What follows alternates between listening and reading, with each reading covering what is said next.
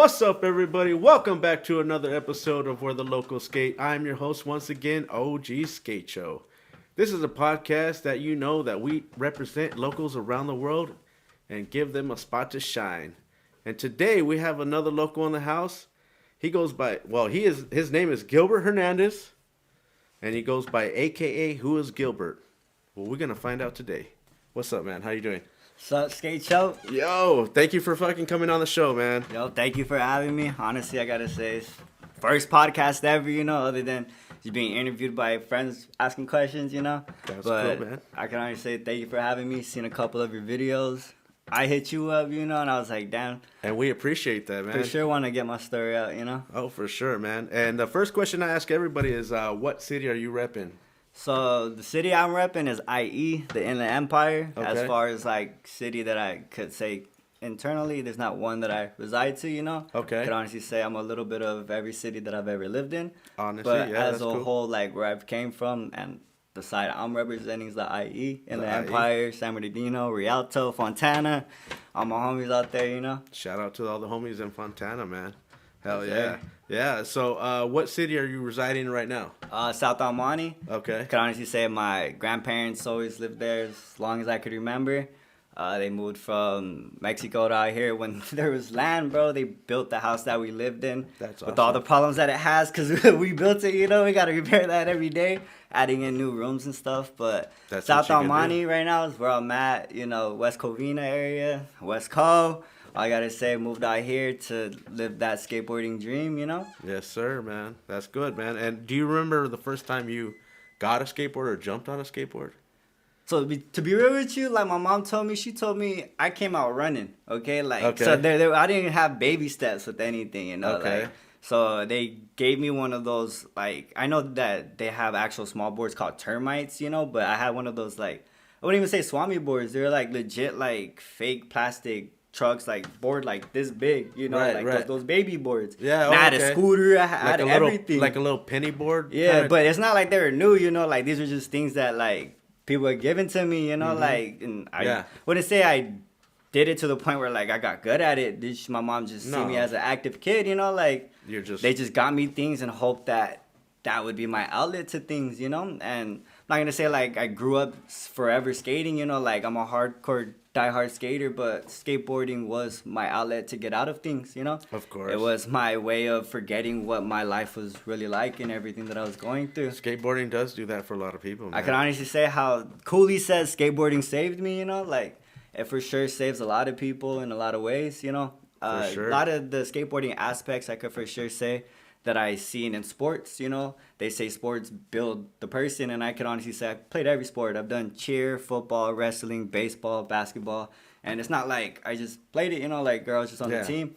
I actively have touchdowns on my belt, like I went to regionals for cheer, and like I can honestly say people used to down on me because I did cheer, bro, like, like I bet you do you think that helps you out on the skateboard now that you did all that? Yeah, I can honestly say a right? lot of people, they tell me, oh, because you did cheer, because you did gymnastics, you know how to fall, you know how to take falls. And now see, there's a new hate now. It's always something, but It's always something. like I did that at the end It's of the all day good. because I was doing backflips when I was younger. Like how I said I played football in middle school, like, but I wasn't on. Like I was flag football. Like there's just kids around, obviously, like the good ones, like were good, and I didn't get good until I could say I got into high school. Like middle school was kind of like I was trying to find myself. And like I did skateboard a little bit in middle school. I was ollieing, I was kickflipping. Okay. But it wasn't like. Do you remember your first trick that you did? Yeah, ollie. Ollie? Like I could honestly. Besides ollie, did you besides ollie? Because a lot of us, we most kids, we all struggle to do the ollie, of course, first or shove it. But what is your first? Do you remember your first flip trick? How it went down? I want to say my first flip trick. I honestly can't really remember, but it was So what leads up to that is because. Not that I just didn't do skateboarding. How I told you, I did like a little bit of everything. Right. One period in my life, like in middle school, like I had met this kid. He scootered, and it's not that I seen people down him because scootering is considered gay, but once you've seen people backflipping, like just doing things that are crazy, like I took an interest to it, and not only because he was scootering, like I was gonna scooter too, but it was also a level of friendship that I had with him. You know, like I could honestly say he was someone that would get picked on, and I would be someone to protect him, because I knew what it was like to get picked on. You know, in middle school, like I said, a lot of the reasons why I didn't actively partake in things like sports or just anything I did was because somebody had something to say about it. And I always wanted to, you know, like be someone, you know? And so, like I said, fuck it. Why not do cheer? Why not do all these things? Like, who cares what people say? Like, yeah, like, my teammates are telling me that I'm ass, you know, that, like, I'm not good, but is that really going to stop me? You know, is that really going to kill me? Like, yeah, it hurts me deep down, like, because I want people to cheer for me, you know? But at that moments where they're not cheering and I do come out, you know, and, like, I do thrive or whatever the case may be, like, that's more power to me, you know? Like, in anything that I do. That's why when some people's, like, and when I was in tumbling, some people would say that they can't. And every time he said you can't do something, our coach would put a tally on the board. And every tally that we had will round up to almost 250 push-ups that we have to do at the end of the day. And it was because somebody said that I can't. And it's the fact that them saying that they can't is a mindset. You know, like, how can you say that you can't and if you haven't even tried it yet? Like, if you fall, if you fall and do it, but the fact that you did it is still doing it. It's not saying that you can't do it. Exactly. Like, you gotta fully go through every fall with it until you get it. Like, that's what skateboarding coaching is. kids. Like, I'm pretty sure you like had kids come up to you like, yo, how do you do this? How do you do that? And at the end of the day, some of these kids want it so like now. They want to know like how do you do it? And no matter how many times you explain it to them, they have to actively go through each fall until they get it. Exactly. You know, because imagine doing it for them. Like, yeah, I could pick you up, flick the board, and put you back on. But is that the same feeling of you learning how to actually do it by yourself? You know? Exactly. I don't know. Like, that shit is crazy, dude. Like, skateboarding for sure taught me a lot of things. You know, like, as far as, like, just getting out and, like I said, using it as an outlet. Everything's an outlet, you know?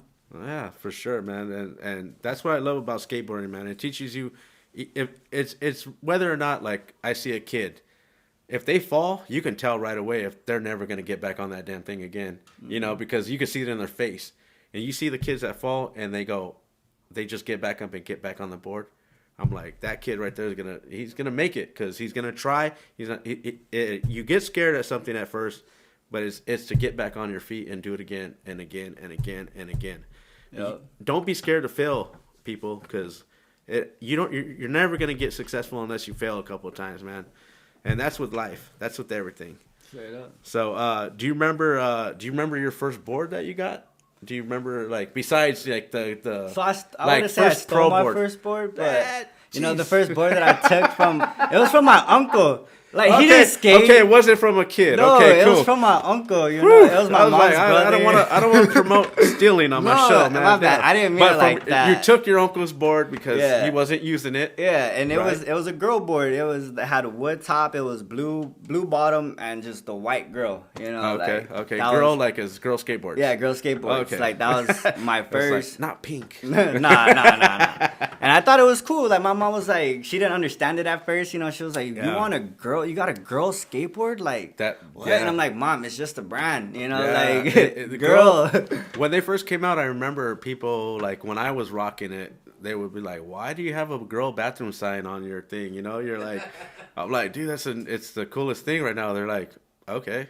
I'm like, you have no clue, but yeah, there's a non-skaters talking to me, you know? I was gonna say, me not also knowing history of skateboarding, but slowly watching some skate videos, like The Man Who Sold the World. Like, the World Industries documentary. Oh, and then also talking about Rocco? how his brother came out with the other brand called Bitch, and it was like a sub version of Girl. I was all about Bitch. Dude, like, at the end of the day, a lot of those stories, like, it's just to let everybody know that Bitch was a company that came out after Girl, and they had the men's bathroom sign next to the ladies' bathroom sign with a gun to its head, and it caused controversy. It was on the news. It was everywhere. Well, at the end of the day, what World Industry was also pushing out, you know, Rocco's brother, he for sure did that to make fun of him, you know, like, that's what I thought was funny, bro. I was like, yo, like, this was bitching. You know, Bitch is still actually actively repping in Japan. Yes, they own it. That's what's crazy, bro. Like, it is. I don't know, like, so Girl was like I could say my first board. Took it from my uncle. Okay. He was mad at me. Even though he didn't use it, I didn't see why. Yeah. But that was it. I still have a picture too of me holding that board, you know, like, that's in sweats with a helmet on. Little elbow pads and knee pads. That's dope. And how about, are you goofy or regular? I'm goofy. Goofy? I'm a goofy motherfucker. Goofy motherfucker. I'm goofy. How about a board setup? What are you rocking right now? So board setup, I'm rocking. You already know the Rhythm. Let's bring it out. Yes, He wants to sir. represent. Trying to get on Rhythm. If you guys don't know what Rhythm is a skate shop that I want to say came out of Texas, Palm Springs area. And I can honestly say the reason why what I call my local, because it's been the longest park that I would wake up, go to sleep at, like legit stay there night and day at, would be South Fontana Skate Park, Jack South Bullet. Fontana. Okay, that's your like local skate park, huh? being there, like all my friends are there. Like the reason why that skate park is still open is because Rhythm Alliance was able to keep it open. A lot of kids were dying at that park. We were getting shot, and they were gonna close it down. The city. Oh shit! Like it was already a done deal. Rhythm Alliance stepped in and said that maybe if we surveillance the park, have someone here 24/7, like lock up, lock out, maybe it'd be save safer. Some lives. Yeah. And honestly, like it did. It helped a lot. And Rhythm Skate Shop, I could also say, is also the one that I really want to support and get on. That's dope. Yo, so skate setup, Rhythm Skate Shop, that's the board I'm trying to get on for, like actively ride for, push out. Because like I said, just what they were pushing and the fact that they're able to keep that park open means a lot. Like it of course allows those kids to actually have closed gates and a safe place to skate at without having anything to worry about other than just getting home, Yeah. But Rhythm, shout out Dave out. Leovinsky. That's Shout the out. team manager. Hey, so Nice. South Fontana is actually a really fun park, especially if you're a beginner too. Bro. I like how they have that little section for like kids to learn on. Then as you go around the park, it just progresses with your learning. So on the left side, Yeah, there's let us know about the skate park. Bro, Yeah. so as soon as you walk in, right, it's double. So before you even could get into the park, like you got to go through the skate shop. You got to sign waivers. You got to, That's like right. Orange County, like it Vans makes us, thing. like the Vans, Because right? that's like how I said, they don't want just anybody there there, that can and gang they bang are or what. like on to people like yo, you have to have your parents sign, like not just random people. But before you get in there, it's also a helmet park. Like no matter who you are, unless like you're pro, like you have to wear a helmet, regardless, and that's for sure safety thing, At the end of the day, some of us would take it off, like who cares, but we push it on to the kids too, like yo, just keep it on. Like as long as you're in this park, like that's one of the rules. Let's just keep it on. Streets, like no helmet's cool, but in this park, like let's just keep that something, because that keeps everybody safe, and Respect there's to the rules park. too, you know what I mean, that people have to follow. And to tell you the truth, there's rules in life, and if people don't learn that, then they act like they got all the rights in the world to do whatever they want outside the park too. And it's not like it's not cool, but at the end of the day, wouldn't it just be a lot easier to do that one thing that one person asked? Like no matter what, like growing up, my mom would tell me like, just let me know where you're at, like one thing, like you could go wherever, just if you're gonna go somewhere check new, in, like I can honestly say that was check in your parents, kids. That's all I needed to do, bro. Yep. Like, and I could honestly say let mama know you're safe. Goes for everything, you know, like just always have that check in. Okay, since you're rocking the rhythm board.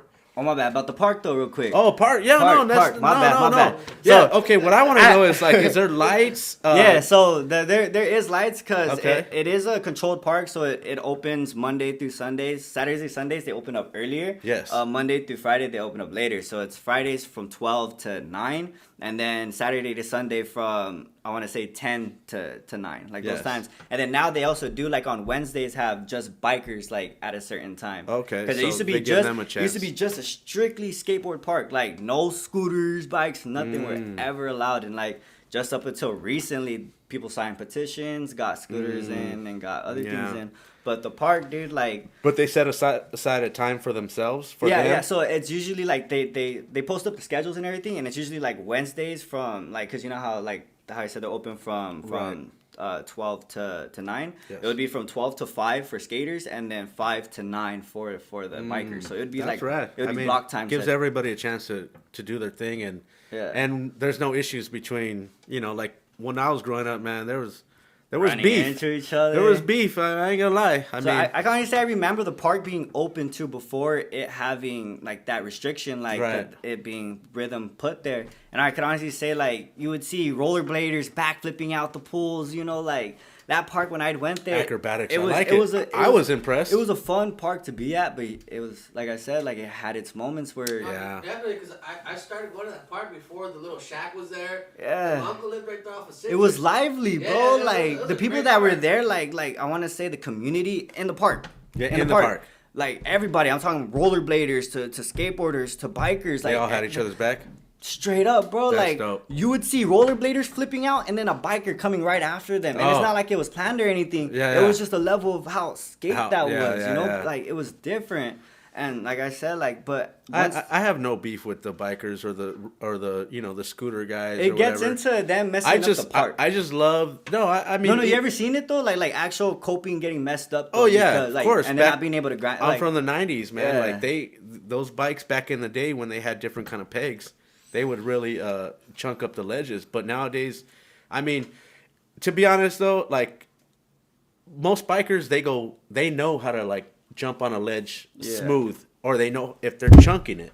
You know what I'm saying? So just like us, as a skater, if you're a smooth lander, you flow into a grind, or you're a stomper. It's kind of the same thing. It's just with their pegs back in the day, they used to chunk them out. Yeah. But nowadays, I mean, I don't have no problems with everybody at the skate park. We're all one thing, and you know, and to them, you know, they're naming all their tricks after our tricks. So I mean, I don't have no beef with that. I mean, honestly, the way that I see it is if you can't do it, don't hate on it. Yeah. And I can honestly say that's why I dabble in a little bit of everything. I've ran into a biker just because I was skating he was doing a trick or something. I wrapped up in his I think he had brakes.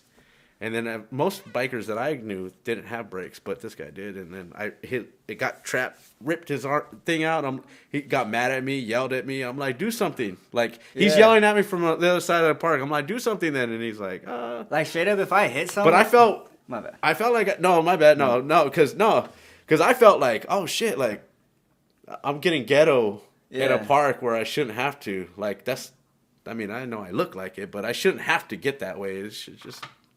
Nah.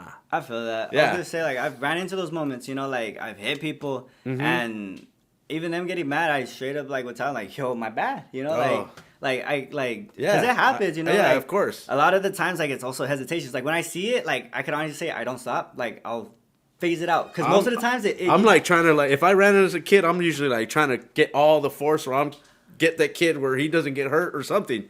You know, that's the main goal. You ever seen like those jams where people are going in and like so a lot of those times like when I get to skate parks, that's kind of how it is. And I've had those times where me and this person like we're looking at it, like we actively like but I could honestly say once one of us stops, that's kind of like when tragic happens. And also I could say there's those times where both of us do hit, but when me and this dude hit, it's kind of like we hit and we're like, oh shit! Like I kind of make it like a joke, you know? No, it's like, fun. Oh, dude, homie, but there is, like I say, because there was that one moment where you guys, which way are you going? And then you just boom. There's a couple of times. Oh, bye, go ahead. I was saying, I think anyone in a skate park, if you get into a collision, there's no reason to get mad, dude. You're in a skate park. A skate park's meant to be. I feel it was in in a street spot. Okay, because you know you're actively, you know when I'm skating, when I'm skating. But in a skate park, it's like. Everyone's just a free for all. It's like a jam session, like you said. Yeah, this is crazy. But I was gonna say the park too, like South Fontana. If you've never been there, oh my god, bro! Like, proud to say, it literally has a little bit of everything. Yeah. Going straight into it on the left, I would say is. I actually want to go there now, bro. I need to start at the kiddie section again, man. We call it the pond. We call it the pond bowl. The pond. Okay. So it's a little pond section that leads into I want to say a 4-foot, like open. I wouldn't say pool because you know how pools are fully closed, but this is like legit wall, and then it leads open to that little pond, and then it goes to this over section where it leads to another kind of like little almost pool. Sounds like I might be thinking I've been there before, but I'm not too sure. So a lot of WCMX, WCMX is the wheelchair association, like the actual like where they do backflips and shit like that, like. They have competitions there. I've seen that at Etnies one time. Yeah, they have they do a lot of things there, like Castle too. California Amateur Skate League is also another competition that runs out that park, you know, and it does open people to get sponsored, people to actually start competing. So I could say for sure Fontana is a dope starter for anything. That's cool, man. Your kids listening out there, go to Fontana. Check it out. Shit, check it out. That park's always been one of my favorites. Yeah, I like it. There's a lot of good parks, but I like Jack Bullock. I could honestly say has a little bit of everything. And back then, if you were to watch too, but we call it the Clover Bowl. It's the biggest pool that we have that's on the right side. It's about 11 feet on one side and then 14 feet on the other. Shit. And they would do old school Vans combi, like that would be one of the spots where they would actually throw down that shit right there, dude. And like I said on YouTube, like it's crazy, bro. Like shit that they just thrown. What would be a skate park you frequent now besides Fontana? The little pop-up right there at South El Monte, it's at the community center. A lot of people, I would say, don't know about it. Okay, I haven't heard of it. It doesn't really have, like, a name. The other new park that they just built is, I believe, Mariposa Gibson, right there on Gibson. Yeah. But before that, like, this park, I want to say, growing up, whenever I'd visit my grandma, was the first park to ever be talked about to be started in El Monte. And it was, like, supposed to, like, be done, like, the moments that they were talking about it, but it ended up taking, like, 5 years to build just this little, like, tennis court part, you know? And even then, like I said, like, nobody knew about it, but a lot of people professionally skated. Like, I remember Antoine Dixon living around the area, so he would pull up. Utah would pull up. A couple people from April. Utah? Yeah, Utah. Oh, shit. That's where I met Andrew, the U.S. Olympics coach. Yeah. He was there with Utah, and I was there at South El Monte. Yeah, he wanted all your spots, huh? I don't know if you know George Wayne Jr. too. George. Shout out to George. Yeah, George skates right there. He does his classes that he does for kids right there. Dope. I've also Shout like out. taught some kid classes right there too. Just Dope. randomly, like parents would just see me skating and they're like, "Yo, like, have you ever taught before?" And I'm like, "Yeah," because I've worked at the garage board shop, you know. Yeah. Just in the and like. Well, that's having kids ask me. That's like, how I met these guys. These guys were actually teaching kids how to skate. Yeah? When I first met them, they were at Baldwin Park. Yeah, that's right. Yeah, man, I was impressed, man, and I was like, dude, I need to make friends with these guys. Hell yeah. And sure enough, now look at what we're doing. Shit, you know what I'm saying? Dope. Dude, look at what skateboarding does, bro. I'm telling you. I mean, that piece of wood and those 4 wheels take you a long way, man. Let me tell you. Hey, going back to that though, I didn't know that. Going back to the conversation of Listo and Peralta teaching, and that's how you got to know them. You know, being able to teach one. You know, I forgot for sure working at the garage board shop. You know, I don't know if anybody ever knew about them, but they are a non-profit organization that. Okay. I want to say a lot of LA skaters actually know, like Miklo, Johnny Big Chillin', Greg Rodriguez. A lot of them skated for, the garage board shop and then ventured off to more and other better things, you know? Yes. I can honestly say, like, being from where I'm from, the IE Inland Empire, and how I mentioned before, Fontana would have the castle competitions there. Oh, castle. That's how I met Jerry, like, this guy coming in with a bus full of, like, kids, and they weren't just, like, these kids that had good parents, that had money, were able to put them in stuff. Yeah, they're bringing people that were kids from East LA, that wouldn't not necessarily have that opportunity. Started a program for, and I asked this fool questions, and I was like, yo, like, I want to say a senior in high school. This is 2019. And when I was talking to him, I was like, yo, like, were you based out of, like, how do I work for you? Like, well, what is it, And he took initiative. Yeah, he went there. Told me all the 401. Like, we're a nonprofit. In order to work for me, you have to sign up through this organization, and the organization is kind of like the people that find the workers for the program, because, like I said, it's a nonprofit. It's an after-school program, so everything that the kids, when they go there to do their homework, but not just to do their homework, because they skate. We're a skate shop. We take them to environmental cleanups. He's a part of something called GRID, which is Gang Youth Reduction Development. And they go to, every skate park in East LA, and they do cleanups. And then they throw competitions after, with gear that they had gotten sponsored from Power Proud to going to Diamond, just to anybody that would give them stuff, we would go and give it out to the community. For sure, he would do food banks every Friday, bro. Like, we would feed over 250 families in the East Los. I would wake up 9 a.m. taking the bus out here. But he told me what I had to do to work for him, that I had to, like, in order to work for him, he told me I had to be going to school. Mm-hmm. I had to be going to school. So, for sure, I was like, don't Stay chip. in school. I'm going to be in school. Yeah. I graduated 2019, not knowingly, like, having a plan or anything, move out here. I asked my grandma when she was alive. She recently passed to COVID. But she gave me the opportunity to live in her house and go to school, go to college. Yes. And luckily, the college that I go to, Rio Hondo, shout out Whittier, where the girls are prettier. No, I'm just saying. But, like... It just rhymes. Relax. Just jokes, Out here, like, I can honestly say it's for sure different, you know, like, the community, like, and also the school that I'm going to, because what I study in is music, like...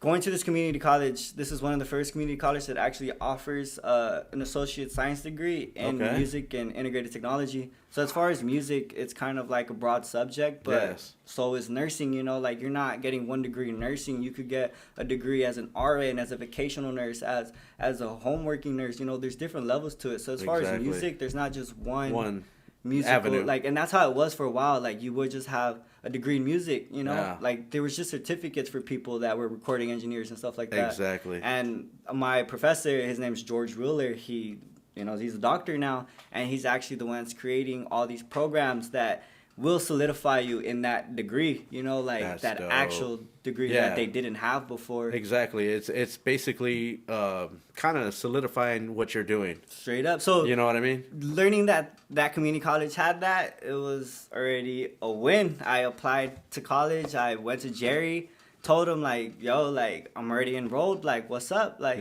can I start working? And honestly, like that day, he gave me a shirt. Like any job that I really ever had, like if they told me like, when you ready to work, I always said, shit, give me a shirt right now. Yeah. And I straight up with you, they gave me a shirt that day, and I was already starting like that next hour, like that's working dope. At gas stations, like anything. But Jerry, like I said, he gave me that opportunity, and I took it. And he for sure sold me a lot, like more in the skateboarding realms as far as them being funded by like USC, having like people studying abroad, like if people know what that is going to different states, schools, countries, out of state. Just studying shit, and like they would have Washington State come over here just to learn the program that they had, you know. So honestly, working with him for sure was crazy, bro. Like I said, reach one, teach one, like exactly. Skate like if you know something, share the knowledge, man. Don't hold it to yourself. Because it's just going to make this world a better fucking place, man, I tell you. And working with him, dude, he taught me how to silkscreen. So, like, also another thing that they do there, like, they have these kids, that want to start brands, make their own stuff, bro. Like, they have all the necessities to do that there. Like I said, silkscreening, not a lot of people know about it. Right. But it's this right here, You do your own silkscreening? I do my own silkscreening. Working dope. For them for over 4 years, like, solidified me. And now I'm going to register for my LLC and silkscreening, Like, that's so dope. He taught me a business that not only, like, I could help other people create what they want to create and show them what I do, but I will forever have work, like I can honestly say. That's forever true, man. I will never be out of a job, Exactly. Like as long as I could walk and go out there and talk and find people that want to start things, like their vision and things, and I'm able to help them with it, that's all I need. And I can honestly say that's how I've been working for the past 3 years, like I have not had to apply to like work for someone because this is what I've been starting. Like this is what I'm building, like video production, like I want to start my own production, like that's as far as everything, like skate videos, I want to make my own merch, like my own t-shirts, like we could fund that, like I know like for sure that money like is a lot of problems to people, but I could honestly say like me growing up without money, I've learned like in hustle ways how to just create just a little bit I need to start that one thing, so when I have that revenue to start that, it's already taken off. No, I know, exactly. If you grow up with nothing and you can survive, imagine when you get something, and don't think when you get something to spend it right away. Just invest in yourself. I'm honestly like I'm still to a point where I'm never not buying anything. My girl gets mad at me because I'm always buying more equipment. But and like that's for the future use, dude. Exactly. Because I want to get to the point where if I run into a problem, it's not that I would have to ask anybody for anything. You have the answer. I have it, and you have the answer right there. I have it for someone else to like use, and at the end of the day, like let's say I have 4 cameras, and like I have a gig and it's like 3 extra cameras. I'm not going to be running all these cameras, so I could have a team of people to come with me. Okay, and start. It sounds like where the local skate is going to get a little bigger, ladies and gentlemen. At the end of the day, bro, that's the way that I've learned and worked with people. It's like going skaters supporting skaters. Okay, so what like I didn't grow up winning contests, you know. Like I would I grew up cleaning after the contest, coming home and showing my mom like, look at what they gave to me, and like I tell my mom like, I won it in a contest, you know. But I cleaned up the park you stayed afterwards, you know, to get it, and just working hard and doing things like that. I've noticed creates connections with people that no matter how, like they say how good you are, you know, like it's a level of they're down for you and you're down for them, you know. Like I said, I gotta honestly say that makes your attitude is everything, man. You don't have to be the best skater to get involved with somebody. If you love something and they see it and they like and they see it and they love what you're doing, they'll bring you along, or if not, at least they'll give you some love, man. Like showing you some, like giving you some product, maybe you're not in the van, but you're getting some free stuff. But I mean, you're not gonna get anything with just asking. You got to show initiative. I want to say your time comes. You know, like I said, I didn't grow up winning contests. I grew up always trying my best. Even if like I did that contest and I didn't win, I had fun. But everything that I went through led up to the point where I did win a contest. Yeah. And I had that tray flip down drop, and they threw the product at me. And it was like, I did go home and like, Mom, I won, you know? Like, I actively did this, you know? Yeah. And at the end of the day, that feeling and also cleaning up the shit for it was the same feeling. Well, you get you get a sense of like, pride too. And I also noticed that like I would get like, obviously you're hated everywhere, so I for sure was hated in the skating community, you know. Like I didn't grow up skateboarding, you know. So like I was in it. The fact that I did other things, like I wasn't considered a skateboarder, you know, and that never bothered me because like I said, cleaning up after the parks, I've seen other kids do that, yo. And at the end of the day, like, not that they see me do it because I got something out of it. Right. And at the end of the day, if that's what they're going in with that mindset, at least they're still doing something because they've seen somebody else do it. You know, they're actively cleaning up the park now after I want to see more kids actually events, you know? actively clean up La Habra. Because I can say till this day, like I go to shit like that, I still clean up, and I could honestly say some people around me like start to clean up too, you know. Like we've seen it, like working for FPN, so like a lot of the events that we have, like those people that would throw it that wouldn't clean up their stuff, you know. And we would spend time arguing with them because that was supposed to be their job, you know. But at the end of the day, once me and Mikey started saying fuck it, you know, Listo started saying fuck it, Prowlton started saying fuck it, let's just clean it, get it over with, you know. Like it stopped being that argument, you know, because if they're not gonna do it, who's gonna do it? But at the end of the day, sometimes they gotta see, like, oh man, we just made these guys that threw our event clean the park.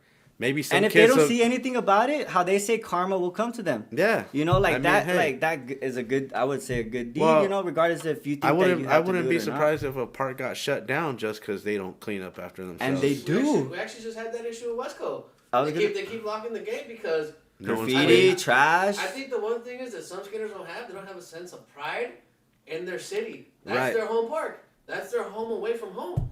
Where else can you go once that place is shut down? Where are you gonna go skate? Yeah.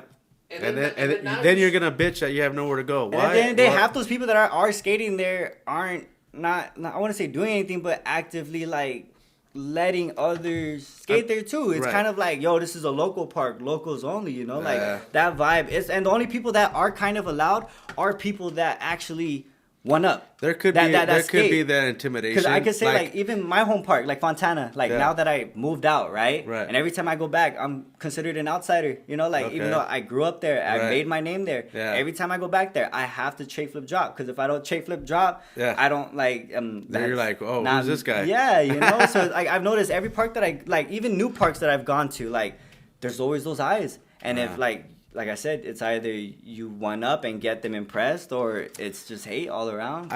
Well, for me, like now I'm in my 40s, so like I don't care if I impress anybody. But OGs, I can say. But because I'm in my 40s, some people are more impressed because I'm still on the damn board. So it's kind of like I get a good win-win. I feel you know. Yeah. So I mean, I was gonna say too, adding on to like older people skating, you know, like growing up, like. My crowd of skating wasn't like kids my age, you know? Right. I could say I skated with older people, and I didn't get into, like, I know how I said, like, when I was younger, like, I dabbled in it, but once, like, I got into it, like, I went every day to the park, and that was my senior year, because I had quit sports, you know? Started working full-time, started working, help my mom's out, because growing up, like, you know, household has a lot to deal with what goes on and what you do, and my mom has seizures and cancer. For people that don't know what seizures are, they're kind of, like, could be caused by like over emotions, and she wasn't born with this. Like, after I was born, like, she had a bad car accident where she ran into a palm tree, and she broke every bone in her face, and they went through, I want to say, it was like over 72-hour surgery just to reconstruct everything, and my mom was in a coma, and like they said that she wasn't gonna wake up, you know, like like they said when my mom had brought me in, like, I had woken her up, you know. Wow. So these seizures, they weren't something that, like, always, like, had happened. Like I said, randomly one day, she said she just blacked out, and that's when she ran into the palm tree, you know, like. And that's she has a metal plate, like, in her face, and like I said, growing up. But when you showed up, and she heard you or something, and she woke up. They said that I'm the one that woke up my mom. That I have an older sister. She's blind. And for blind is visually impaired. She was born like that. She was born without the thing that connects your eye to your brain. Okay. And it was because her dad pushed my mom down the stairs when she was pregnant with her. You know, like, a lot of shit happens, you know. But at the end of the day, like, my mom, like, how she, like, her seizures, like, it made it to where she couldn't work, you know. Like, we collected disability. I was known as one of those kids. Like, I didn't, like, have a lot of things growing up. I didn't have known to have a lot of family members. My family was my sisters, and my mom. I have two sisters, by the way, one younger, one older. And like I said, so we collected Social Security, like, that's what we lived off of. And I was never one to ask my mom for anything. My grandma, she had a company. You're a humble man. So I'm Salvadorian, by the way. Like, my grandma, my great-grandma migrated from El Salvador. San Salvador came out here, and she came out here, learned English on her own, went to school, got her citizenship, started up a business in sewing. I grew up folding inside-out pillowcases because she would sew for prisons, hospitals, like a bunch of things, you know, like, and I would help my grandma with the production, and that's kind of how I got my money to pay for my clothes to go to school, you know. And even then, I wasn't shopping at the mall, bro. I was going to Ross, DD's, bro. Ross, you can find some sick-ass old World Industry shirts, like DC, some Adidas for like $20, bro. You just gotta look. You just gotta look. Straight up, bro. Yeah, like, I remember back in the day, like, if you got clothes that were given to you, you would be made fun of, bro. Like, if you shopped at thrift stores, like, straight up, like, I got lashed at, you know? Like, I got made fun of nowadays, in high it's school. Cool, bro. Like, it's cool to have, like, your dad's old, like, rock star shirt from the 90s, you know? Like, I was rocking, like, growing up, like, I stole a 076, you know, the 76 gas station. Like, I asked them to use the bathroom, and then they had a locker in there, and I opened up the locker, and somebody had, like, the 76 blue, like it looked gangster though, it was blue, but it had the 76 right here right there, and I'm like, I fucking tucked it in. I walked out. I was wearing it to school. People like, where'd you get that? But skaters loved it, but all the other people were like, why are you wearing that? I would wear 7-Eleven t-shirts to school because it had I found this one. It had a big 7 on it, and I thought it was dope, bro. Like, I was like, 7-Eleven shirt. I'm gonna rock That's this. one thing about skaters though. We always had our own style, and guess what? Now who's all looking for style? Bro, who's like all I said, I remember when shopping at thrift stores and getting hand-me-down clothes was like a thing to use against you. You know, like, I shopped at. There's a place down the street. It was called Chalks. And that was basically a thrift store.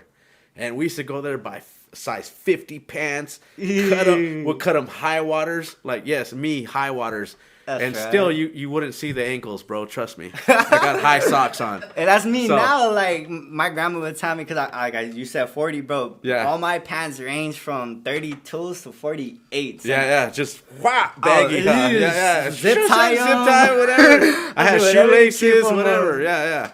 We'll do my thing. Yeah, I was just saying, dope. Like, going back to, like, my mom's, and, like, that for sure shaped, like, I want to say everything that I did in my life. Because at some point, man. like also growing up, like, I was from family, like how I said, I didn't have family. It's not because they weren't around, but it was because they would say I'm a product of like my parents, you know, like the stereotype, you're gonna be just like them in anything that they did, because I can honestly say my parents didn't graduate high school. You know, my mom didn't do freshman year. It's not even a matter. It's almost like they're judging a book by its cover. At the end of and honestly, like every time like they tell my mom she's a fuck up, like even though like no matter what she did was wrong, like it wasn't right. It wasn't right, but still she did everything in her capability to take care of 3 kids, having seizures and cancer, not being able to work a job because she legally can't legally get a driver's license. But she raised this man right here that I'm interviewing. And my 2 sisters, bro. Like I could tell you right now, dude, you're a good dude, bro. Thank you. Fucking I mean, I've seen you around the skate parks, and like this is kind of the first time we really had a conversation, honestly. And I'm loving you, bro. Seriously, I love your story and what you're bringing to the table, because there could be somebody out there that can relate to this, honestly, and they might not think that they have anybody or this is only them. But, you know, your story could maybe inspire somebody, because you're thriving, bro. You're doing your own thing, doing your T-shirts. I mean, we haven't even got into your music. We haven't gotten into your hobbies, toys. I mean, dude, we're just diving in right now. Well, I came, like I said, from somewhere, like how I said, my mom and them saying she wasn't going to be anything. Mm-hmm. I have not just my story to tell, but I honestly feel like I have everybody's story to tell. Anybody that felt like every odds were against them. Because like I said, like everything that I did, like I've always had someone tell me, you can't. You know, like my family members would tell me, stick to one fucking sport. Like, why can't you play one sport? Like, you know, like at the end of the day, like I personally never seen how they didn't just like, wow, you play all these sports, you know, like I That's said, impressive. I wasn't just signing up to be there. Right. Like I played it. Like you were regardless of even if I knew the sport, everything that I've done, like I said, I got backlash from skaters. 1,000%. I got backlash from skaters because I didn't know certain pros. I didn't know certain people that had certain mods. And at the end of the day, you could say that it happens, yo. Like, and it could be the most simplest people, like the most simple, like pros, and I wouldn't know it. I'd just be like I didn't grow up knowing and a lot of times, like I would be actively talking to these people, not knowingly, and then come to find out after, like my homies would come up to like, yo, you were just talking to da da da da da, and I'm like, well, no way, I was just buying weed off this guy. You know, like straight up, bro. That happened at Washington. If you know Washington Street, that's it's in San Diego. It's a skate park that was built underneath the bridge. That's built by nothing but by pros, and the only people that are allowed to skate there are the people that know the people. Like literally nobody else is allowed to like be there unless like you jump the fence and shit, or unless like the actual people like have the key to unlock it, you know. But like I said, like I ran into so many situations with anything that I've ever did in my life, even with famous people. Not like I said, like I got backlash because I didn't know certain actors, you know, or like certain things, you know, and it's kind of like. But you didn't let it discourage you. Because at the end of the day, like I didn't like not see them as that, but like my way of living is like I don't not judge in a sense, but I wouldn't, like how I say, like if you were famous, you know, I wouldn't be like, damn, you know, like I would just want to have an honest conversation with them, you know, like straight up, like every famous person out there, like I wouldn't want to just like take pictures or like you know, like let me come with you, like I would want to get to know like who they are and their story and like where they got, because at the end of the day, everybody has a story. I mean, there was one time where like we're like at 4th Ave, and Lista was like, "Oh, there's fucking the homeboy from Chocolate. What's his name? What's his name? Stevie Perez. Oh, okay. Oh, that's Stevie Perez right there." I'm like right there. I'm like, really? I'm gonna go say what's up. That's right. I'm like, I grab a beer from my shit. I come up. I was like, "What's up, man? How you doing? My name's Richard. They call me Skate Cho, whatever. Skater Cholo. Nah. Oh, what's up, man? How you doing?" I go, and then for some reason, at the time, I got mistaken for fucking Steven Callis. I don't know how that can happen. But, man, you know, so he wanted to take a photo of me because I look like Steven Callis. But that's another story. You know what I mean? That's dope. Yeah, so we'll leave it at that right now. Shout out to Steven Callis, man. Yeah, that's crazy. Yeah. I remember one time I wasn't like mistaken for him, but we were at Knott's Berry Farm, and I was with like my dad's side of the family. We were just kicking it there, and we were in line. And I always went through like different hair phases. Like this is like the longest time I probably had it this long, you know. But back then, like I had that pompadour, you know, like that comb over. I was let wearing, my shit grow, it'll be that. Yeah. So that's why I had it like when I was younger, and like this girl like told me like, yo, you look like Bruno Mars, and I was like, what? Okay. And I guess because like, you know, like I didn't see it, but like back then I would wear like button up flannels, and I had that pompadour, you know, like those hats that how he would wear, and I had my hair combed over, and I put on glasses, and I guess you could say I was kind of like a little lookalike, but I just thought, like, you know how you said, so I'm mistaken for Steve Callis. You know? I've been mistaken for things too. I just don't know how people see it. I think it was just because I had the little trimmed up beard or whatever, but you know, I mean, hey, I wouldn't mind skating like that dude, man. That dude fucking kills it, dude. Yeah, and, but my bad. Actually, well, little thing too. Actually, I bumped into Richard. What's his name on Chocolate, and Richard Muller. And he was like, I thought you were Steven Callis one time when I walked up on him and what's his name, fucking. Lancaster? What's his name? Lance Mountain. God damn it. Lancaster. He lives down in Lancaster. No. Yeah, Lance Mountain. They were skating at Stanton Skate Park one time, and I was like, what? Yeah. Go for it. My bad. Yeah, no. I was gonna say, but going back to that one story, like I was saying, want to cut that out. So talking to like the pros and like not knowingly, like I didn't get out there either, just cause like I got out there. Like shout out to like my homie Payne. You know, growing up, he was one of the cats that had a car, was just like pitching for gas so we could go somewhere. You know, like so a lot of the adventures that like I went out and like seen people was just because of the environment and people I hung myself around, you know. And these weren't guys that like I never mentioned how I got into skateboarding, but I can honestly say the way I got into skateboarding was pools.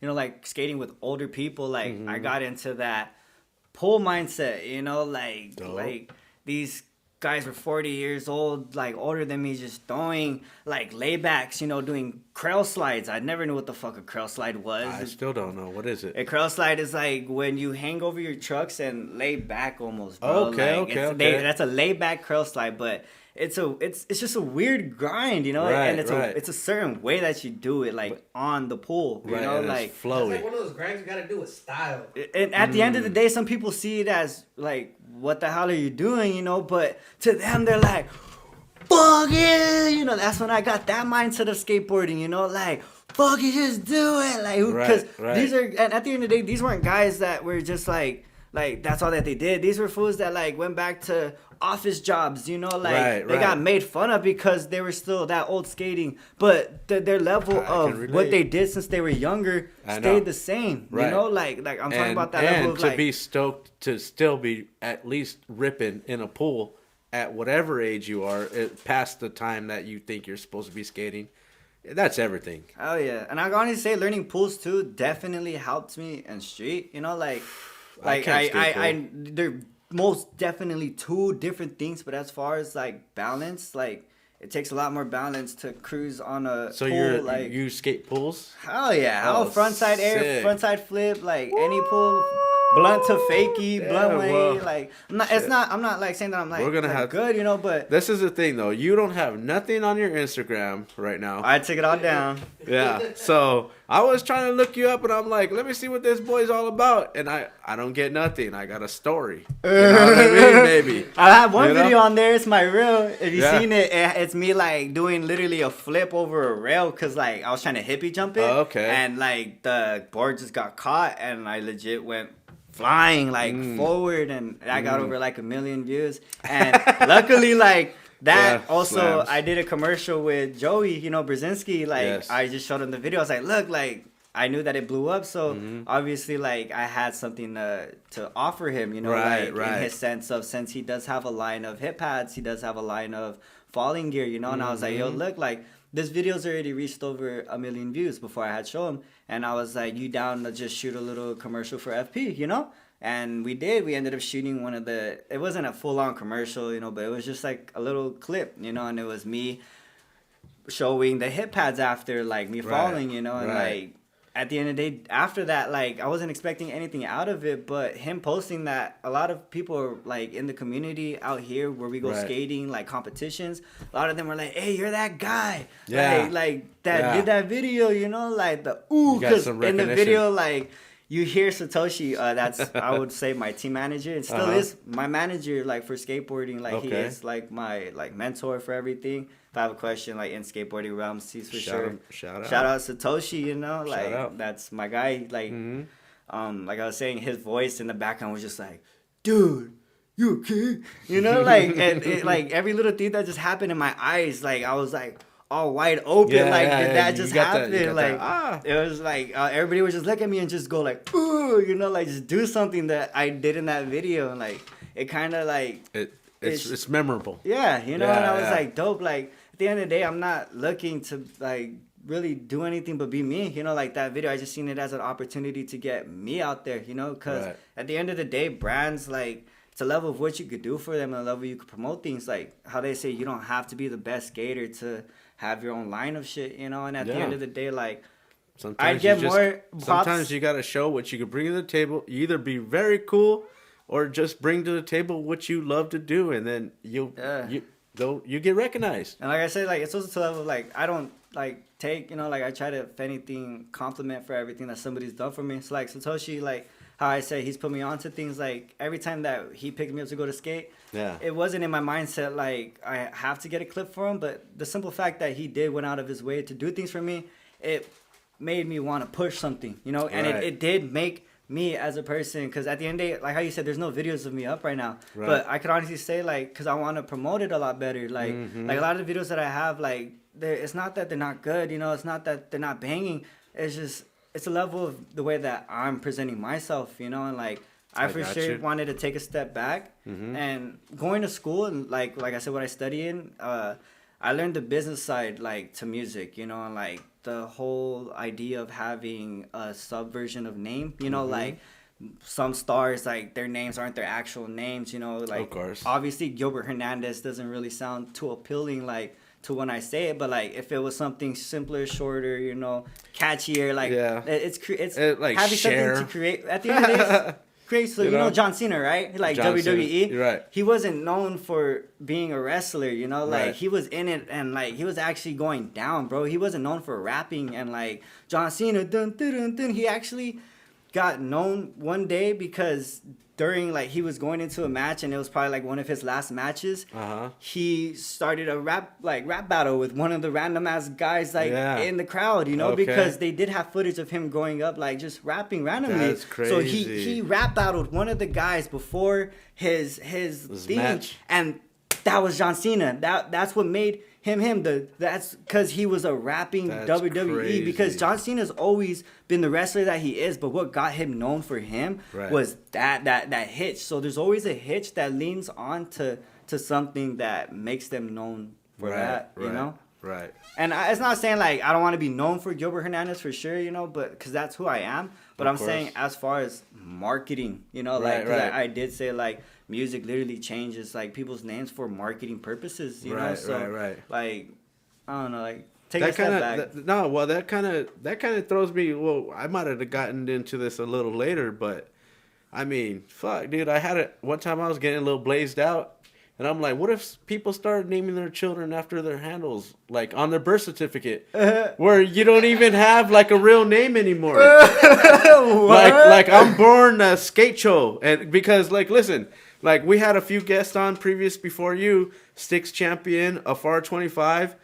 That's how I know them as their handles, and then we didn't even really know them until like I met him and I go, hey Sticks, what's your real name? And you know we might not. He doesn't want everybody to know his government name, so, but he gave it to me, So I'm like, okay, cool. And then of course, Afar, he's, you know, I'm like, oh, cool. That's dope. But I'm like, what is this world coming to? Is it going to come to the fact that people might just be named a handle in the future?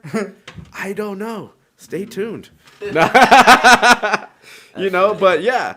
So, but Gilbertt Hernandez, like going back to that, like I don't think really anybody really needs a gimmick. Well, I am Sk8, but I didn't mean it as a gimmick, you know. Or obviously, how you said you have your government name, but how I hit you up is like, yo, Sk8, you know, like I know you. That's what I could say it's gonna be known for now, you know. Yeah, like and that's what I put out there, though. That's what I put out there. It's not that I want to change my name from Gilbertt Hernandez. Like I don't want to be known for that. It's just I gotta find my handle. You know, right. Your handle. My thing that I love the me. fact that your handle is Who is Gilbert, because today we're actually finding out who you are, man. Yeah, it's kind of ironic if you think. You know what I mean? That's what I'm talking about, and the people's gonna know now. And like I said, dude, you have a lot of stuff that like I have a list of things that I want to ask the people, and he's pretty much gone through almost the whole list without even me having to ask, which I love of a guest. Because this is perfect, because this is all natural. This is this is how we talk, and this is how I want my show to be. You know what I mean? Oh, yeah. So I'm having a fucking great time, man. So getting back into it, I want to get into, because you're into music also. Everything. I mean, But everything. Yeah. I mean, where do you want to start? What? Let's get into it. I mean, you're producing. Are you producing music? You're editing. You're doing a bunch of stuff. Yeah. So music production. I want to say like growing up, I've always like music. How they say has always been a part of people. Mm-hmm. But I want to say for me, it was to a level of if I heard someone scream, it would literally reference, or I'd hear a song play in my head. You know, like scream right now. Scream right now. I feel good. Da, da, da, da, da, da. So, for example, you feel me? Like, but that's me in my head, and like That was the worst scream I did, but you made it happen, man. Damn, I love it. At the end of the day, like music is to a level of it's not just music. Mm-hmm. When I die, like I get people like yeah, everybody wants to be a rapper, everybody wants to be this, but like at the end of the day, like if you really think about it, that's really what's gonna stay after us. Like the reason why I bought a camera, like I could honestly say, is because I'm recording everything that I've ever seen in my life, like the goods, the bads, regardless of what it is. Kind of putting us out there forever. Like, and what I'm honest, well, this is gonna live on YouTube now forever, so this is kind of like putting us on the map in a way. I was gonna say, like, one of my hobbies for sure is not just recording, but I record because, like I said, when I die, like, that's what I have for people to see, like, what I've seen as far as everything that I was able to capture. I want, like, literally when I die, like, I've told my girl, I've told everybody that's, like,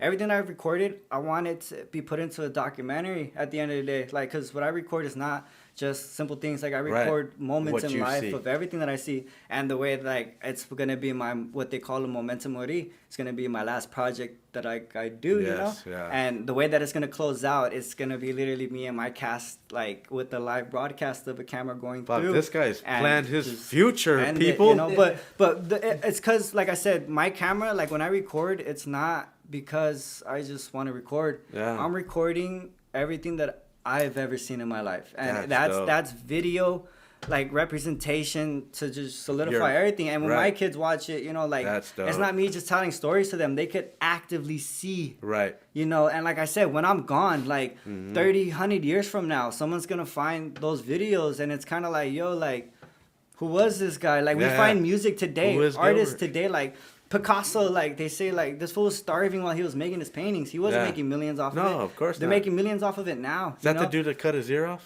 No. Or which one is that? Picasso, he's the, I want to say he was a very... Who cut their ear off? No, that was Picasso. That was Picasso? Yeah. He cut his ear off. Yeah. He did cut his ear off? Yeah.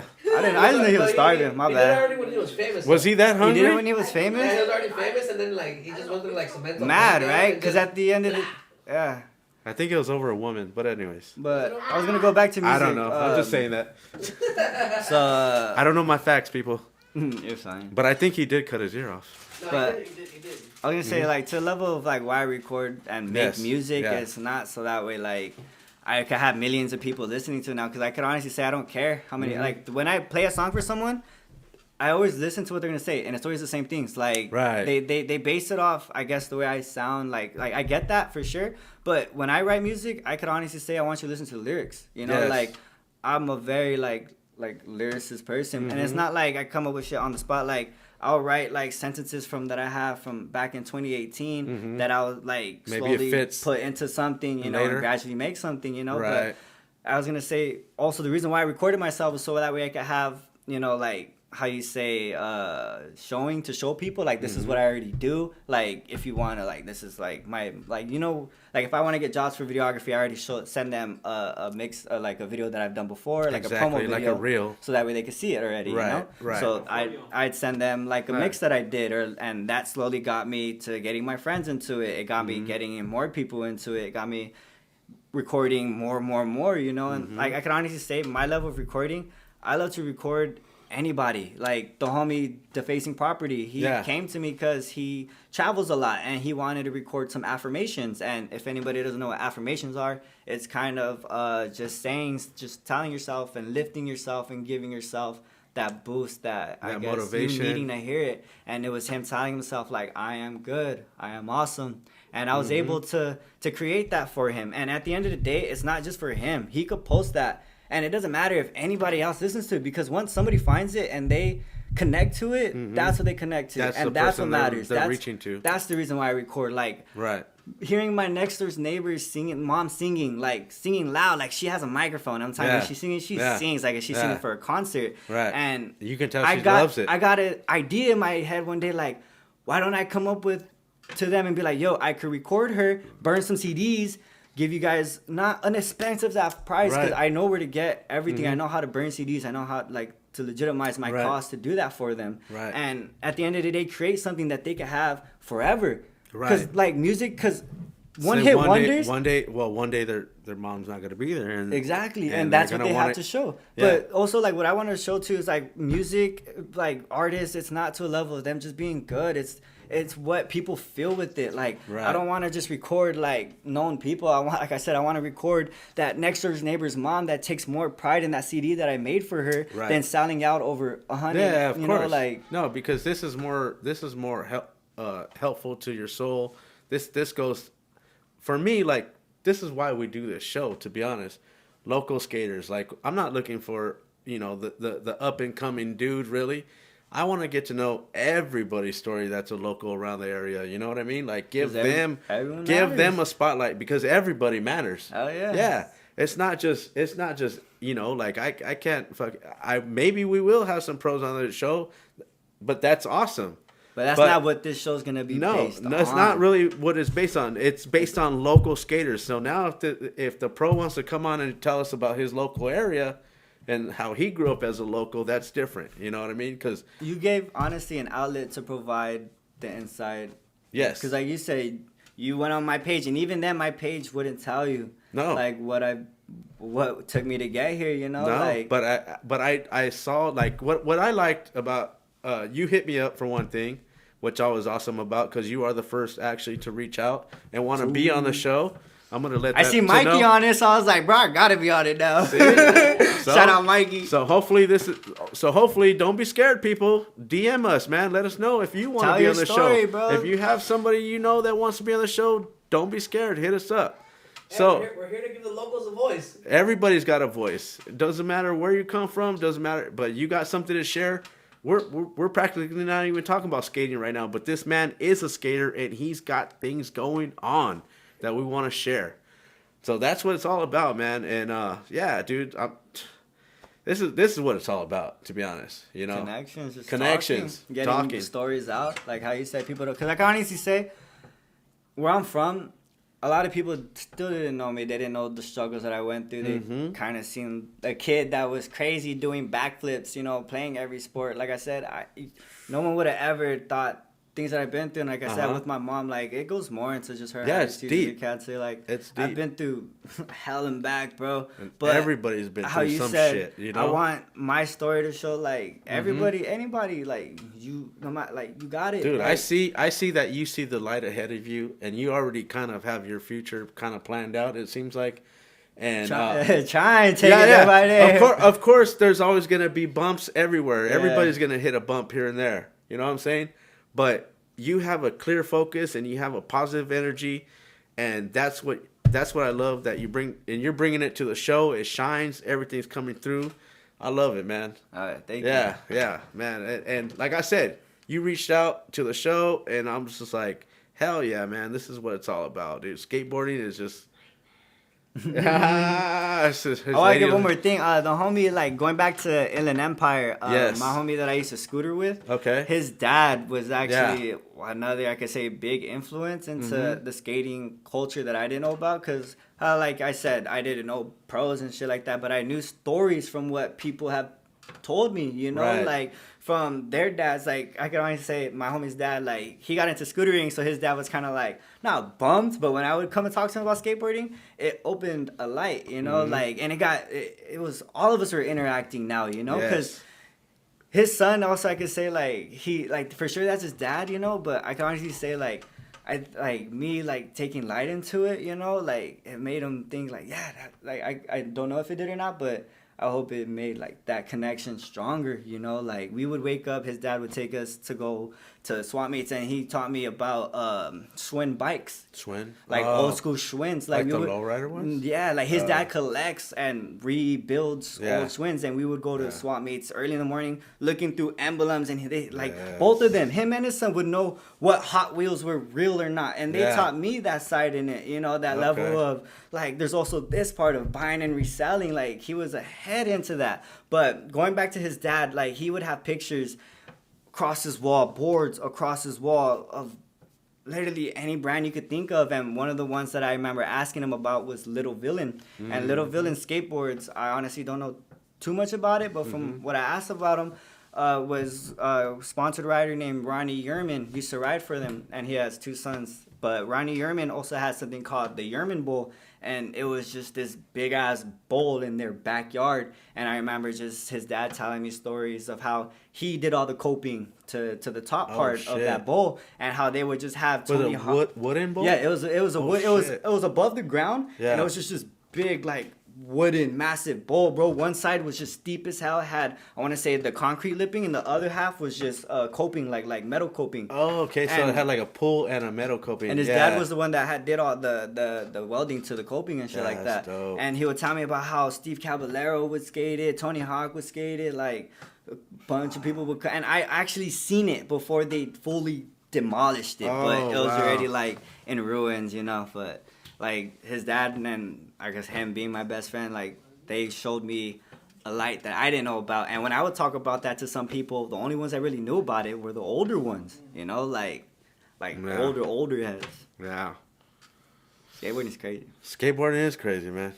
Yeah, so like I said, I wanted big shout out to his dad for sure teaching me like an insight on Little Villains and Ronnie Yerman's like backyard bowl that they had, you know, like, and that history like was for sure something that when I do talk about to other people, it's usually like older heads that kind of like remember, you know, like every new like kid, you know, wouldn't remember, but some people remember old brands like Cliche and other brands like that. But Little Villain was one of those brands that Ronnie Yerman had rode for, and like I said, the Yerman Bowl was back there, and it was like monumental. Right before they totally took it down, I like was able to stand on the top with my friend, and I was just like, damn, I wish I had a phone so I could take a video, because I didn't always have a phone growing up, you know. Yeah, well, that was like my middle school era. I wish we had those.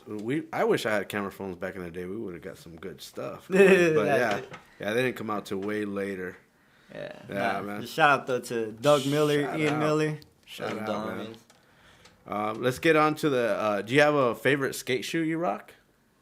So right now, like, I honestly growing up, I like would skate anything. You know, like my whole board would be mismatched. I'd have one truck bigger than the other. Like, growing up, I never really had like a legit like clean favorite setup, favorite shoes or anything. Like, all my shoes are my skate shoes, just because those are kind of like all the shoes that I had. I grew up the same way. You know, like I would literally have one pair of nice shoes that my mom would be like, "You can't skate," and then one day I'd end up skating them, and then there'd be a hole in them, and a hole in your socks, and everything. Like, but once I got to the point where like I was doing my own thing, buying my own. Forever I kind of like always bought my own stuff. You know, like the shoes that I wouldn't skate were kind of like the ones that people would give me on my birthdays or something. You know, like every shoe that I would buy, no matter how like it cost me, I'd skate it because I did not care. But one like shoe that I could honestly say I'm favoring right now is S. You know, like S. As like I I'm love a the big fan. bulkiness, you know, like my girl doesn't like it, but when I see them, I've always, especially like back in the day with a DVS, like how bulky they used to be, you know, I like was a DVS audios, guy. like bro, straight up, you know, like there used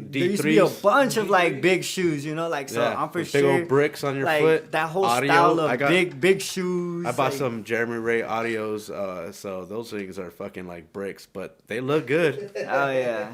You know what I mean? They look good, and me being a baggy pant guy, most like the shoes that are like too slim, you start dragging your pants. You know what I mean? Unless you got like some kind of cuff them. Or... Yeah. So like I've always been a big bulky shoe guy, but for the feel of skateboarding, I'm a OG-S, you know, like OG-XL S guy, like the thicker ones. Oh yeah. I rock S pretty much all the time throughout the day, but there's some that I just rock for like looks, and there's some that I love to skate. Oh, you know. So, but OG-XLs, man, that's my shit, man. It's because, well, since it's kind of like a segue with the slippers I have with the Gronk. What's it called? Oh, Gonk Toys? Gonk Toys, yeah, right. the OGSL slippers. Yeah, let's get into that, man. Oh, yeah, so... yeah. Like, going back into S, like, I was going to also state that... Yeah, let's go. Being a skateboarder, like, if you want to, like, skate for companies, it's not how you say about being good and, like, you know, just, like, saying you want to ride for them. It's a level of supporting them, like, no matter what, you know? So, like, that's why I could say... I preach that all the time. Like, Rhythm, I have to go to Fontana coming from LA. I have to deal with that hour drive just to re-up on boards, you know? And if I don't have any boards, I'm literally not going to skate until I get a blank. Yeah. Unless I get a blank. Because I'm not going to...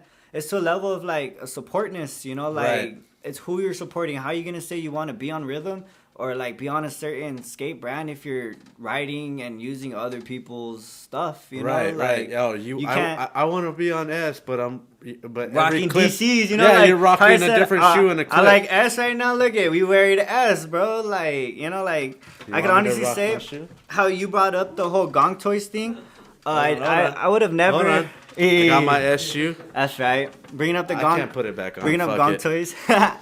I didn't get connected to them, just like hitting them up. Like Gonk Toys, like was introduced to me through Satoshi. Satoshi, like how I said, is my manager. Yeah. Regardless of if he works for that company or not, he is a good manager. He's able to put people guide you where you want to be. Yeah. And not just that, like it could be for anybody. Like if like out there in the world, if he sees that he could provide an assistance, he could connect. And that's what I've known this guy for, solidifying that. Like I have honestly. Yeah, he actually backs it up. He brought the idea of Gonk Toys to me. He was like, yo, like I met these guys, like I talked to them, like I showed them some of your videos, like they like you, like they need a kid to promote their stuff, because I never knew what Gonk Toys was.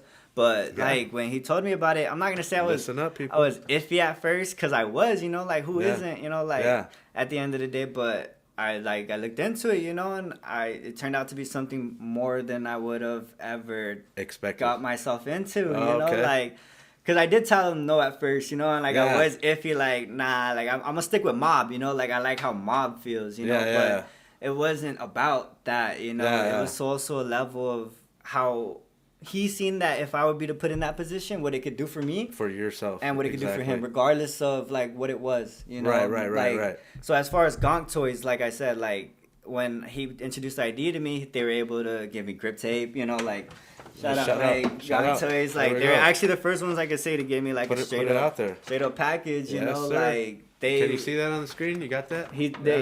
They made they're not a skateboarding company though. That's the thing. They make acrylic casings, like, for things that are collectibles, bro. Like, action figures, shoes. They can make clear casings to anything.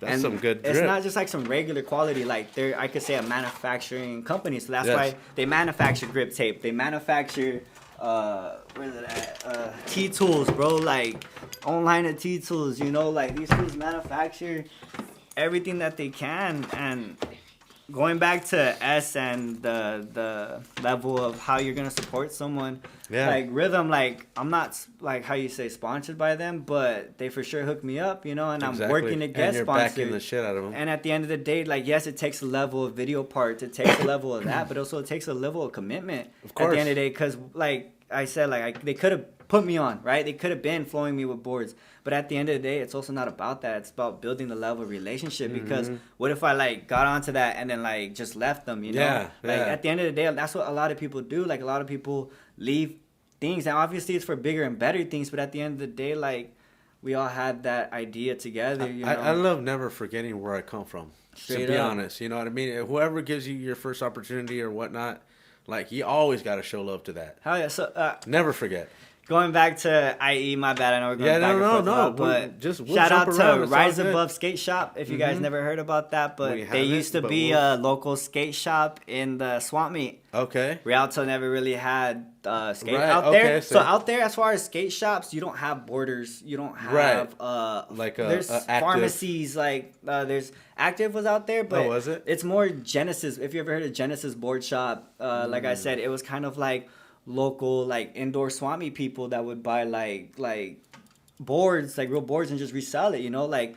And at the end of the day, in cities, they're not allowed to have more than one skate shop close to each other. Oh, okay. Like, or in the same area, because it does create backlash. And as far as those communities, it's very different than out here. And for sure, that was a big problem, like, out there with them. So they started off, like I said, in a swamp meet, bro. I would, and that's the time when I was scootering. So, like, he would sponsor me, you know, like, he sponsored me with parts, you know, and I would help him. I was in the parade for Rialto out there, and we were a group of kids just, you know, scootering, promoting Rise Above Skate Shop. Everywhere that I went, I promoted Rise Above. He got customers, like, I wouldn't say because of me, but that's rad. I was skating, like, scooting, doing flips, and they're like, yo, where you get that at? And I'm like, Rise Above, you know, all of a sudden, all the kids see you check going it out. down the parade. I'm flipping at the local 100 kids need a scooter now. Yeah, and at the end of the day, like, every time I pulled up to the park, you know, when I was younger, if you weren't flipping, you weren't cool. You know, so, like, every time some kid was like, do a flip, like, oh, you could really do it, do it. I do it. I was always that person to do it, you know, so. I couldn't be that guy because I would break my neck as soon as even if I tells fell, me. I get up. Even if I fell, I get up and do it again. I wish we could get a clip of you doing a backflip in a scooter in the future. That'd be pretty sick for throwing your parts. I have one. Like, I have a whole part, actually, the scootering that I made with my friend, you know, like, it's straight up a whole, we might be seeing something new, folks. But I'll just give an insight to Rise Above because, like, they're for sure one of the people that I noticed that once you help something, it builds even more. Right. Because to this day, like, they started out at an indoor, but throughout the times, I helped them move from indoor to shops to actually owning other shops, you know? And as it goes, businesses owning it is hard, you know? It's a level of keeping it. But the fact that I could say to this day, Ray has kept his shop open, you know, regardless of anything. And I can honestly say he's a person to help more than take. Like, when I say he sponsored me, is he would loan me the equipment and let me pay him back little by little. Right. You know, like, I built that level of relationship with him because it does take a level of trust. Of course. You know, and I'm not going to say he didn't have people that did him dirty. Right. But at the end of the day, like, that's when you learn once he who's told who. me about it, like, I was one of those guys that would say, I wouldn't let you down. bro, like, I know where he's at. I'm gonna go say what's up to him right now. Like, why the fuck would he do that to you? Like, pay him back, you know? I'm that dude too. So, like, if somebody loaned me money or something or anything, and most of, I usually have more like, I'm the guy that won't even ask for help most of the time unless I really need it, and it's no shame in asking for help, people. No. But you know, I'm the type of person, if I can't figure it out myself, then I go there. But I'd be sure to pay back that person as soon as I can. To make sure that I know that they knew that they helped the right person. In other words, you know. Hell yeah. So I didn't take an advantage. In other words. And going back to like Ray, dude, like how I said, I kept that connection with him. Anytime he needed an MC for an event that he would throw, anytime he needed help moving, I could honestly say if I was there, I'd do it for him. And rest in peace to my homie Rata. Like, he had died, you know. But one of the last MC events that I did for him was at that one. You know? All right, we're back. All right, so just like I was going back to the whole point of like, if you're gonna try to get on a company, you know, it's like a level of support that you're showing yourself. So it's like, I want to get on S, right? Or I'm at least trying to. I'm not gonna put out a video part with me wearing DCs, you know, anything like Vans. else but what you want. Gonna be S, you know, like, cause I want to show like I'm down for it, you know, regardless like if they're gonna be sending me anything, you know, like I said, I'm gonna buy the shoes now to show like I do want to get on S, cause how am I gonna make a video part with, like I said, DCs and everything and say, I want to get on S, you know, I feel like that shows also a level of commitment. Right. And at the end of the day, I wasn't able to afford S all the time, you know, but like now, like we're Gonk Toys, like I'm able to at least like get a connection through them because Tatsi, like he's one of the guys that's also a part of Gonk Toys. He writes for them.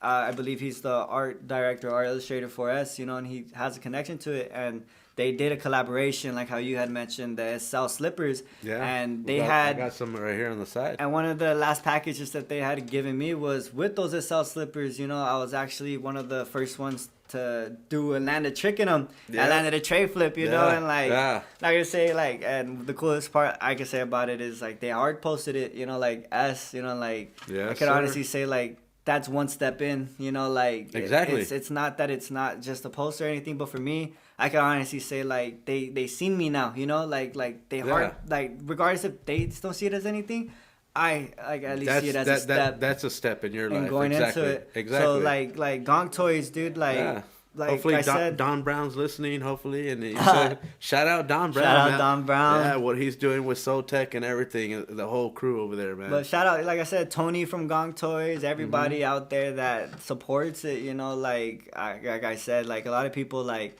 when I run into like people, they're like, what grip tape is that, you know, and like Gonk Toys are like, what brand is that, you know, and I'm like, oh, like they make acrylic casing company, you know, like there's just a manufacturing that just produce a lot of things, you know. Some people do see that as like, oh, since it's not like a real skating brand, it's not, you know, like real. But at the end of the day, it what is. I support is to show that it is. But you know? if you're a skater supporting that brand and they're actually making skateboard product, that's a skater brand to me. And especially like, I mean, you know, I don't like to hate on any brands, but I love to see skater-owned brands make it. That's what I want to see. And I can honestly say them, like, I could say, like, since they are, like I said, they make acrylic cases, like, me, like, not just, like, skateboarding for them, but I can honestly say, like, skating for them, I could for sure push out their company, yo, to, like, other people. Like, like I said, they make acrylic casings. A lot of people like to display things in their that they have, you know? Right. So everywhere that I go, like, I for sure, like, since I rep Gonk Toys, I rep that Porsche, I rep that company. Like, I'm not repping. I went to their Instagram and they had like a toy like of I would say Patrick Swayze and Chris Farley. So what's dope about them is that they're also heavy into Back to the Future, bro. I was gonna do the dance, but we'll save that for later. I was gonna say Gonk Toys, like they're heavy into like a lot of things like that, like Back to the Future. Like, I saw that one. We did the reenactments. Like we went on the day of time travel. It was ended October 26th of 2021. We were there at 12:59 p.m. Yeah.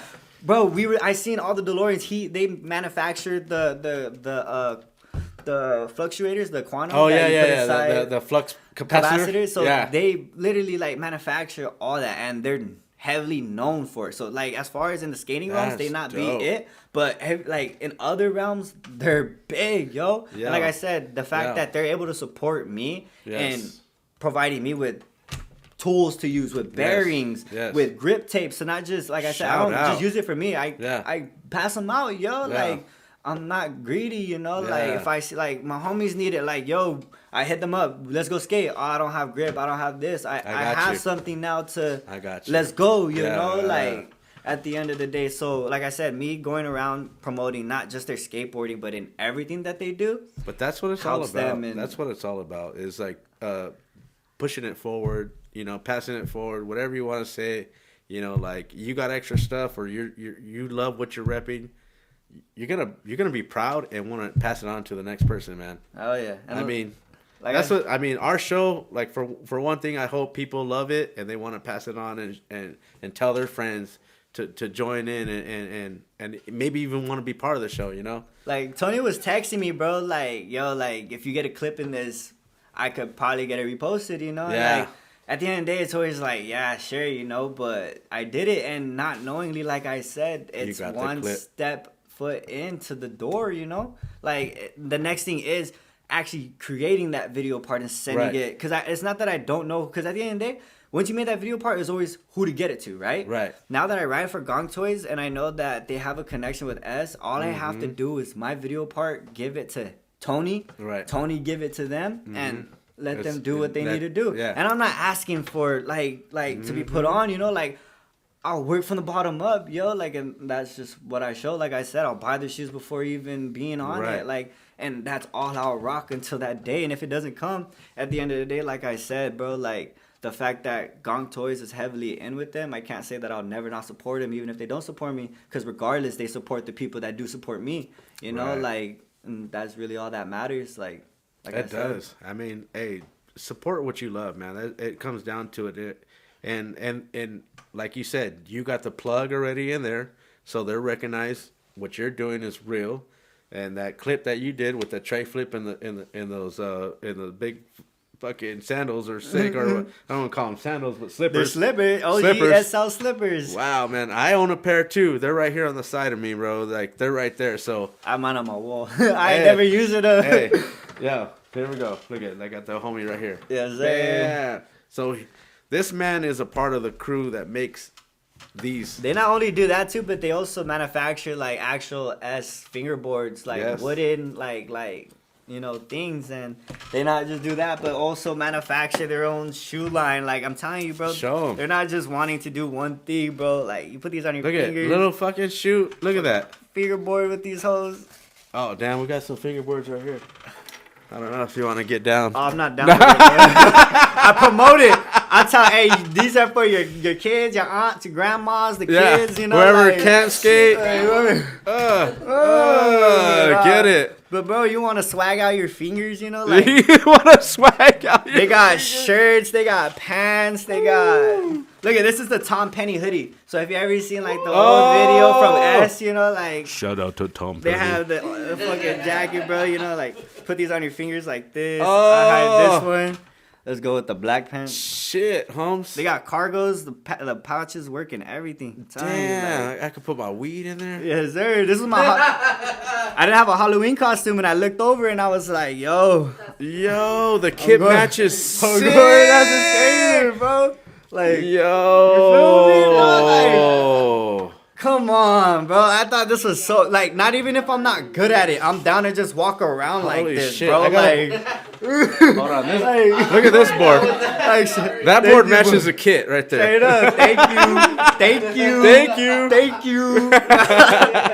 Nah, bro, but like I said, so like sick, bro. I'm a kid at heart, bro. I actually felt like someone else was on the show today. Like when I see things like this, it's Fucking little dude showed up. Tom Penny. Penny. We had Tom Penny on the show today. Actually, there's Tom Penny's fingerboard right here. Oh shit! Let me put it back Dude, let me put it back up. Hey, you do a switch frontside flip. Oh damn! I wish. Potato stomp it. My bad. Stop it.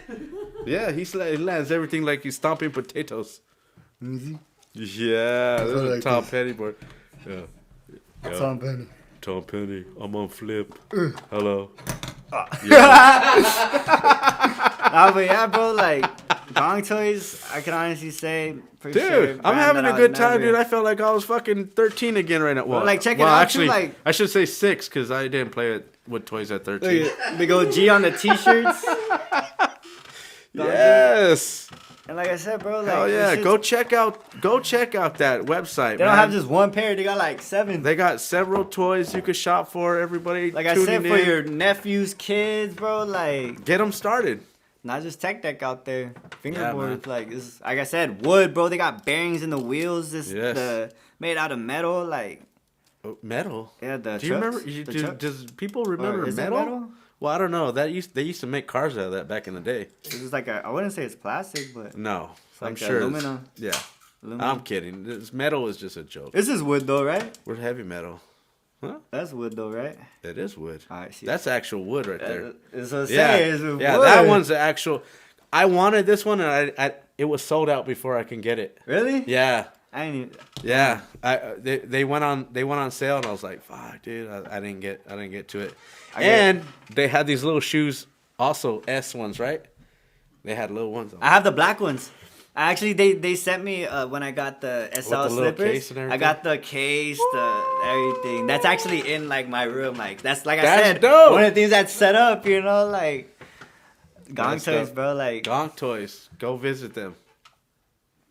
show up. So yeah, it's just big thank you to, like, Satoshi for really hooking me up with Tony, Romeo, like, all the guys over there at Gonk Toys, like, and like I said, being able to give me that opportunity to put this outlet out there, because I can honestly say a lot of people didn't know about it, like, even if it is coming out now, it's still something that's not pushed, but at the end of the day, to still a level and extent that some people don't know. You're right. And I could for sure say, like, writing for them, that's not one of my duties, but it's not just skating for them, it's a level of, like I said, what I could do for the company, because, like, I want it to be, like I said, it's not, like, because what if it is not skating anymore, like, and... God forbids an injury does happen to me where I literally can't skate no more, All right. Once you I get to that podcast point, like I did. No, but at the end of the day, there's for kidding. sure other outlets, but the way that I want to keep my level of connection with them is I want to be still in it without having to be skating, like, exactly. Well, like I said, if I'm have that friendship and that loyalty, that goes a long way. Like, it really does. The way that I see, like, their acrylic casings, I could honestly say, like, have you ever heard of Frankensons? The collectible store? Well, I know the son of Frankensons. I was going to say, none of their collectors have collectible cases. Okay. Right. Why is that? And they buy and resell things that are supposed to be collectibles, right? Dope. So, in my eyes, don't I see a need and a want for demand?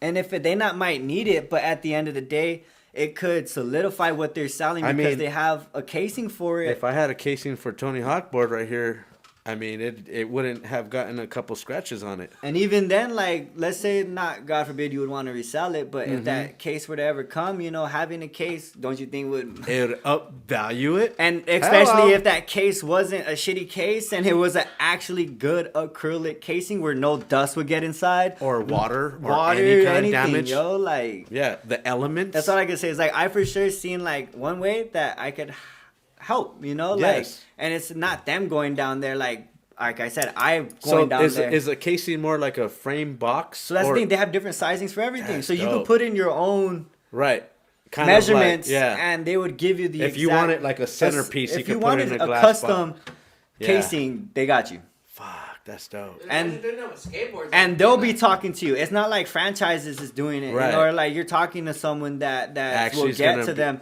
You're talking to them, bro. Like, you're doing work with them. Like, that's kind of the work that I like to do. I like to talk to the people that are running the events, not just people that know. I met the son through Frankensons, like going to, like, the what is it called, the Mountain Dew. You know how they had all the events over there? Oh, the Dew tours, yeah. And he'd be there with a stack of boards trying to get all the pros to sign them. And I was there one time. Alfonso Rawls walked by, and I go, "Hey, dude, like, you have those boards right there that you just got signed?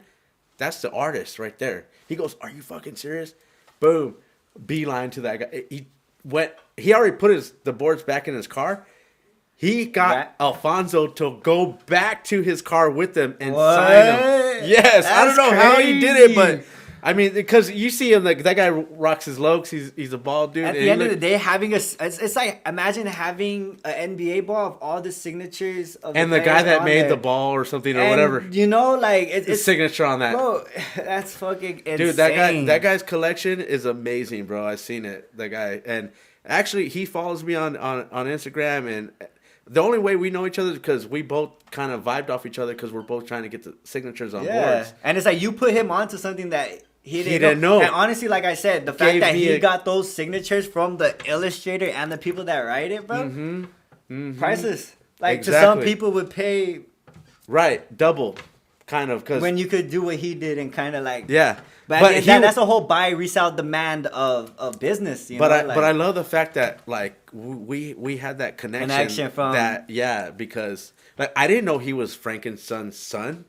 Like, I just knew him because he was, like, standing there with boards trying to get him signed. I was trying to do the same thing. Because at the end of the day, you could have not told him, I could have not told him. Like, you could have been like... I seen he had those boards. I go, "Hey, dude, that guy that drew those boards, he just walked by right there."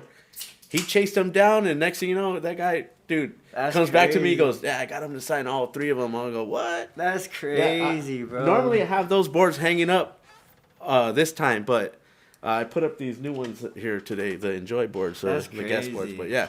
Dude, if you go to Frankensons, he has all that displayed right now. And then on the back of the wall, he has all these sick GT bikes and Schwinn bikes that are old school BMXs from the 80s. I haven't been to the new spot. I haven't been to the new Frankenstein's yet. Dude, it's like you walk in there, he has all the McDonald's boards that came out. He has the Budweiser board. Like, they're all in a case displayed. That's dope. Yeah. Yeah. So, I mean, that's dope that what they're doing over there is giving somebody to have a skateboard to actually live its life. You know? Straight up, yo. Like, at the end of the day, like, this is memories to people. You know, like I said, growing up, like, you could give this to a kid and he wouldn't see nothing of it. But if you tell him the value and the history behind it, like, and then you see it in a glass case, it almost like makes it like artwork. You know what I mean? At the end of the day, those are like things that things you pass on. You know, like at the end of the day, some things that people find themselves like what they've. And of course, it's only valued to whoever wants it. But at the same time, like the history. I think nowadays people are coming around more of skateboarding.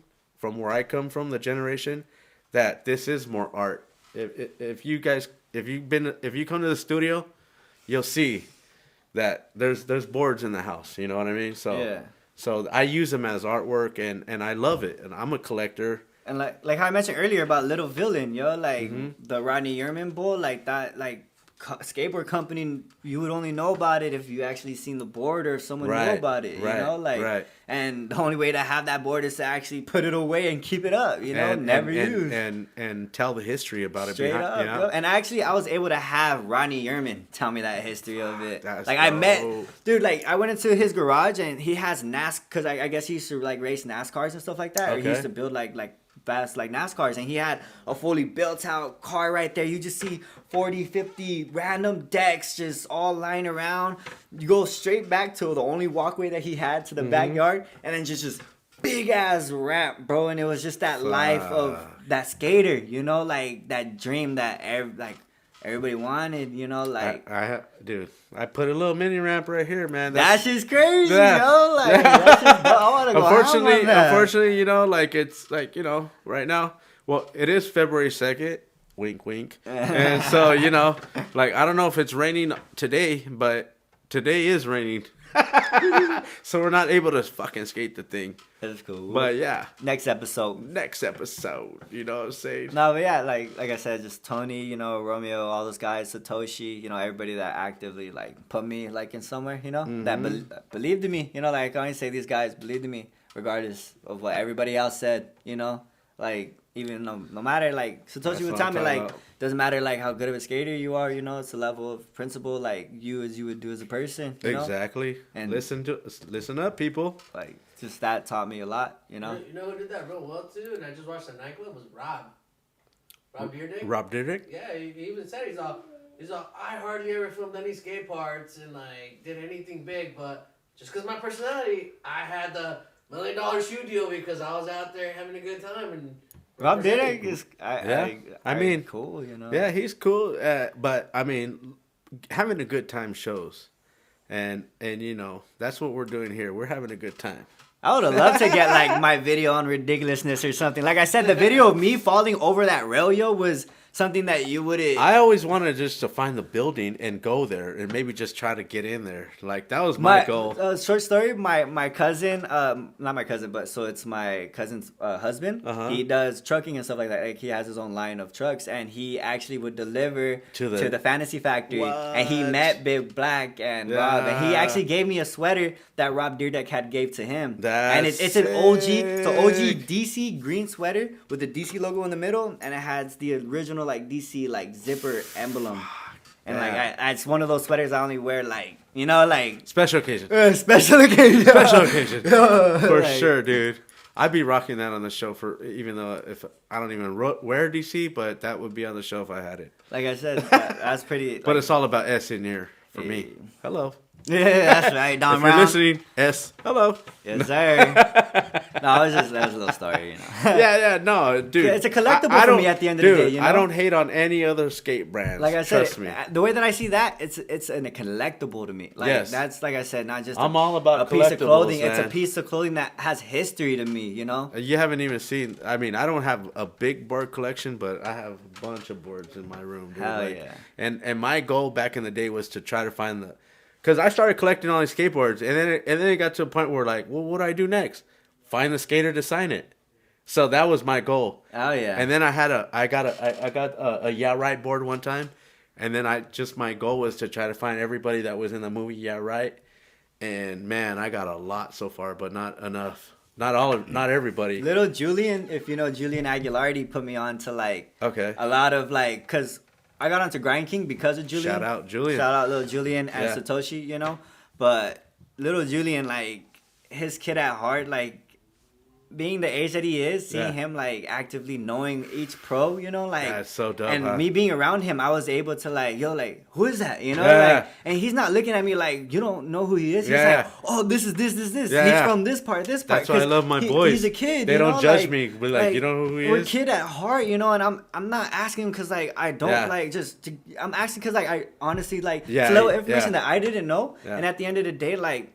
He's getting the signatures from these people. Like, it's not that he's getting it because, like, it means something. At the end of the day, it's history, you know? Like, the level of he's keeping it for later years. He's not getting these things to buy and resell. Like, it's his skateboarding history and everything that he's learned. Nothing for me is for resale. I could just say Julian really showed me the history and, like, the pros out there, you know, when I didn't know them, you know? Like, and I was able to go up to them and say their name when I didn't know it. You know? Like, act like I knew them when I did it. Winding down now, any dream spots that you want to hit?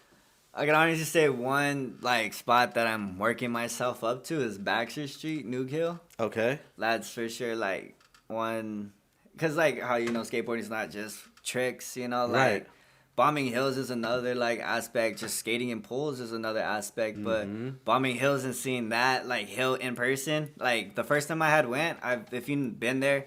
There's three sewages, like circle sewages. There's one like literally close to the top. There's the second one that's kind of, I want to say a little above the middle. And then the third one that's, I want to say probably like 4 feet down from that. So there's 3 sewages. And the way that I always worked myself from like doing hills and stuff like that is starting low. You know, like just finding pin, not just starting at like the bottom, but like how I said, there's 3 sewages. So that's kind of like how I'd mark each time I'd go higher, you know?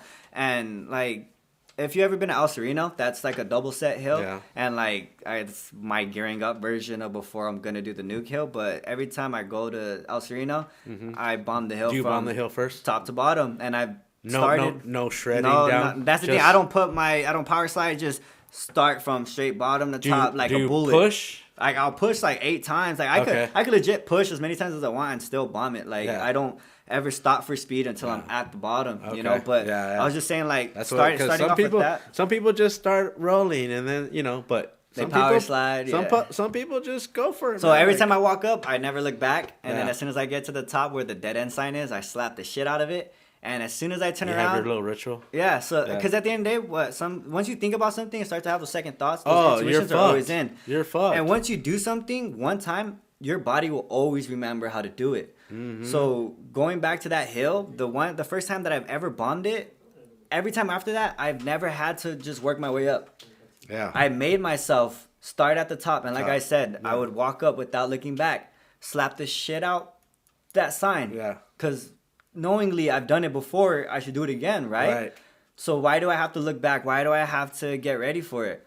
With as much pride as I do, I slap the shit out that dead end sign, and as soon as I turn around, I'll do my little run, throw my board down, push, call it a day, you know? Like, then I'm off, and every second after that is just feeling that wind in my hair, you know? Adrenaline of just holding, and like I said, I don't power slide. I don't put my foot down. If anything, I'll try to push faster once I get to that middle part, you know? Like, so I could get more speed, you know? But like I said, going back to my dream spot, Nuke Hill, is for sure one that I want to put in the books, you know? Like, one that I want to be able to say, like, I conquered.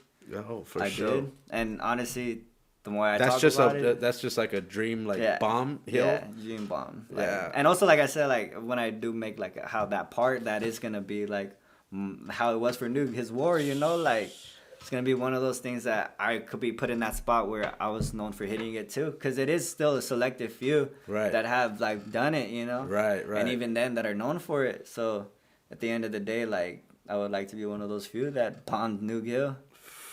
Dope. Before everybody else starts doing it, you know, because I can guarantee you once they see me do it, they're gonna be like, "What the Gilbert did it, then I could do it," you know? Because at the end of the day, everybody always told me like, What you do is nothing, you know. I do it better, you know. So and honestly, not gonna say that's why I seen things, but if I seen somebody else do it in front of me, it got to me like, why can't I do it? You know, like no, exactly. I might not do it the same way they do it. That's what makes people better, or though, as to be easy honest. the way that they do it, but know in my heart that I could still learn it, you know. So that's for sure big. That's what I love about skateboarding, though. Like, it's almost like you can see things all day long on video, and when you see it in person, you're either going to be super amazed or you're going like, huh, I think I could probably figure that one out. Yeah. Because I just seen how they did it. And at the end of the day, like it looked like magic before, but then now I seen the struggle. I seen the little, you know, how they got into it. Yeah. And okay. It sparked something. It sparked something. You know what I mean?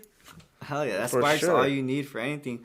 But also, like, going back to, like, bombing that hill, one person told me if you do something that scares you every day, you won't be scared of it. You know? And, like, I could say, honestly, bombing that hill every time that I went got me to the point where I could literally, day, night, you name the time, could go to that hill, slap that fucking sign, and bomb that hill without a doubt. Yeah. Like, without any... I used to have like a routine I did at like La Habra skate park. Every time I like as soon as I run in, I'd hit the big jump, boom, jump that, and then I'd come around, and then I would like come down the little banks and a slappy nose thing. Like no one's slappy nose is the little quarter pipe that I do, and I'm like, and all of a sudden like if I have that like right away, I go, this is gonna be a good day. If I miss that little slappy nose.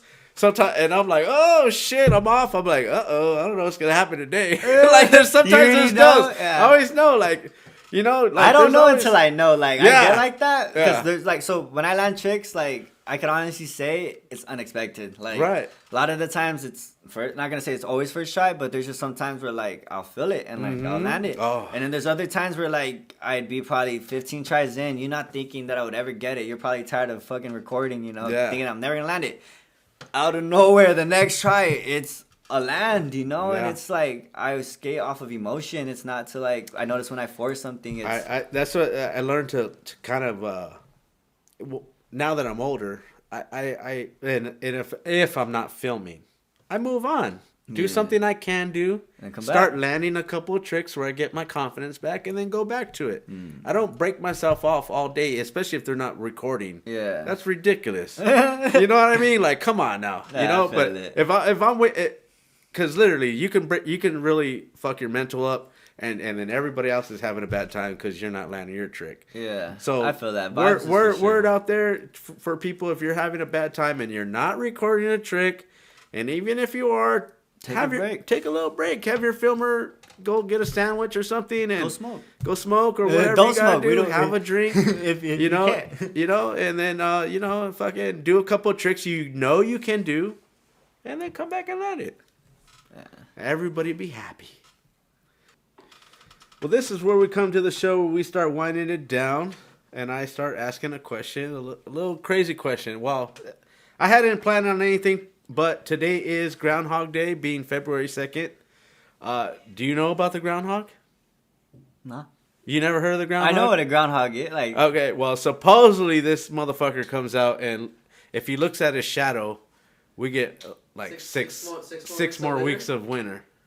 I don't know. What? Really? Yeah. That's crazy. I didn't know that. That's like what Groundhog Day is like based on? Yeah. Yeah. That's funny. Wow. What the hell? Now, I didn't know that. Have you seen the movie Groundhog Day? They taught you this shit in school too. I want to say I did. It's with Bill Murray, and he has to relive the same day over and over and over.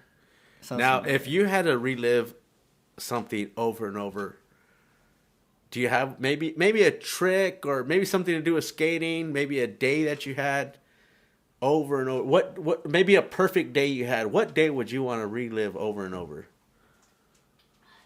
That's a thinker. I didn't even know I was gonna come up with that. To be honest, it's just I put today's Groundhog Day. I don't know. Like it's just. It's like every morning you go to as soon as you go. No, I get the concept, but I'm talking about like skateboarding, right? Like try to find like whatever you want. One day that I would want to relive every day. Yeah, maybe you landed this one trick. Sponsor day, Gronky day, meeting your girl day. I I would say as far as skateboarding, like, one day that I guess I would want to, like, forever relive, like, just because the whole day, like, it was on Go Skate Day, you know, like. Go Skate Day is amazing. Yeah, but it wasn't just, like, that day in particular, but Satoshi, like, picked me up, and we didn't just do one thing. It was the first time that I actually ever went to, like, actual, like, skate events, you know, like, it was also a level of Julian was there, like, the people that were around me, like, just the vibes, like, I could honestly say, like, that day was one of those days that forever just plays in my mind. You know, going back to, like, everything that I had said about, like, how you had asked me, like, what moment that I would want to relive. Yes. I would honestly want to relive every bad, like, and good moment that I had, like, within skateboarding. Because that's what made you, too. And as far as, like, going back to the question where you had said, like, if there is, like, one day that I would want to relive, it's not a matter of a day, it's a matter of a feeling for me. And that feeling is when I am able to send my mom the video of the land that I landed, you know, that I worked hard for, you know, regardless of how many times they tell me to stop. See how proud she is of you. Yeah, bro, like, the level, like I said, she's able to use it as ammo to be like, this is my son and this is what he's doing. Like, and it goes to a level of where she's then not thinking what people are saying, like, she don't have to that worry. She is a fuck up, that she didn't because raise she knows us right, that you know. You are already producing. And like I said, the fact that everything that she don't I have do to prove shit to not anybody. only relies on me, but my mom's able to, like I said, use that to vote for. And when people say, like, yo, you kids really aren't shit, and now that, like I said, I've done all this, my mom has all those, my high school diploma when they said I wouldn't graduate, you know, like, she has all that shit to show for herself. Yeah. For her, what she did was she wasn't a bad parent, you know, that she did raise us right, you know, like, and that's, like I said, the moment, like, the feeling that I would always want to get from skateboarding. And if I ever don't get that from anything that I do, I don't want to be doing it. That's, like, yeah. If I'm not, like I said, doing it for the, like, my mom's, you know, like, everything that I do, printing clothes, all this, my mom's, yo, like, she may not have taught me, but she raised me, right. yo, she raised you who you are. Straight up, you know, like, she may not have been the one to, like, tell me, like, what I shouldn't be doing, you know, but at the end of the day, she was the one to enlighten me into this world, and not everything that she did was bad, you know, like, I can honestly say, shout out to all the fucking strong moms out there. I'm thankful for the way I grew up, like, and I can honestly say a lot of people that are in my situation that have been through things can honestly are either going to use it as an excuse or going to be thankful for the things that they've been through. Thank you. You know, like, it could go either way. And at the end, it's not like I'm not going through shit still, you know, like, it just also shows of, like, how God says, like there's always going to be obstacles in front of you, but are you going to be the one to hurdle over it? Are you going to be the one to climb that mountain? There's always going to be barriers. There's always going to be people stopping you. Always going to be something there. But are you going to be the one to actively push through it, you know, like, bam. And that's honestly, like I said, everything I do is for them. So that way my mom could say, like, she wasn't a bad mom. Hey, that's what's up, man. And for you, and representing your parents like that, because you don't want them to look bad, is everything. I mean, everybody should be wanting to do, and of course parents want their kids to do better than them. Everybody wants to do. Everybody does bad things, but nobody ever wants to be known. No. And actively. But I mean, come on. People have done things in their past. It doesn't matter. But I'm saying this for my moms, you know, like, as far as, like, that being my mom, like, no matter, I'm saying what she has done, regardless of whether it's bad or not, you know, like, that's something that I would honestly say I'd still take care of, you know, like, it's my mom's, you know, like I said, everything that I do is just for her to say, like, regardless, she's proud not of a you. bad parent, you know, and like, she did her you. shit, And to be honest, bro, the man that's sitting in front of me that I'm interviewing, I go, dude, you're doing great, bro. Thank you. To me, I see a lot of love out of you. You support what you love. You're doing what you're doing.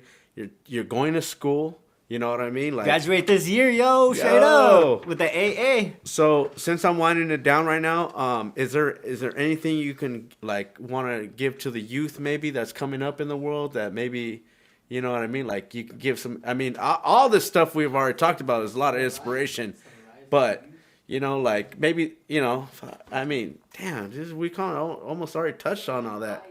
You know, some advice maybe. I could honestly just say, from my experience, regardless, like how I said before, if good things or bad things happen to you, no matter what happens, the only thing that you could control is you. And it took me a lot to really understand that. Because, like I said, I grew up hating a lot of things because people had things that I didn't have. And it's not that it's just that I didn't have it. It's because they'd use it against me because I didn't have it.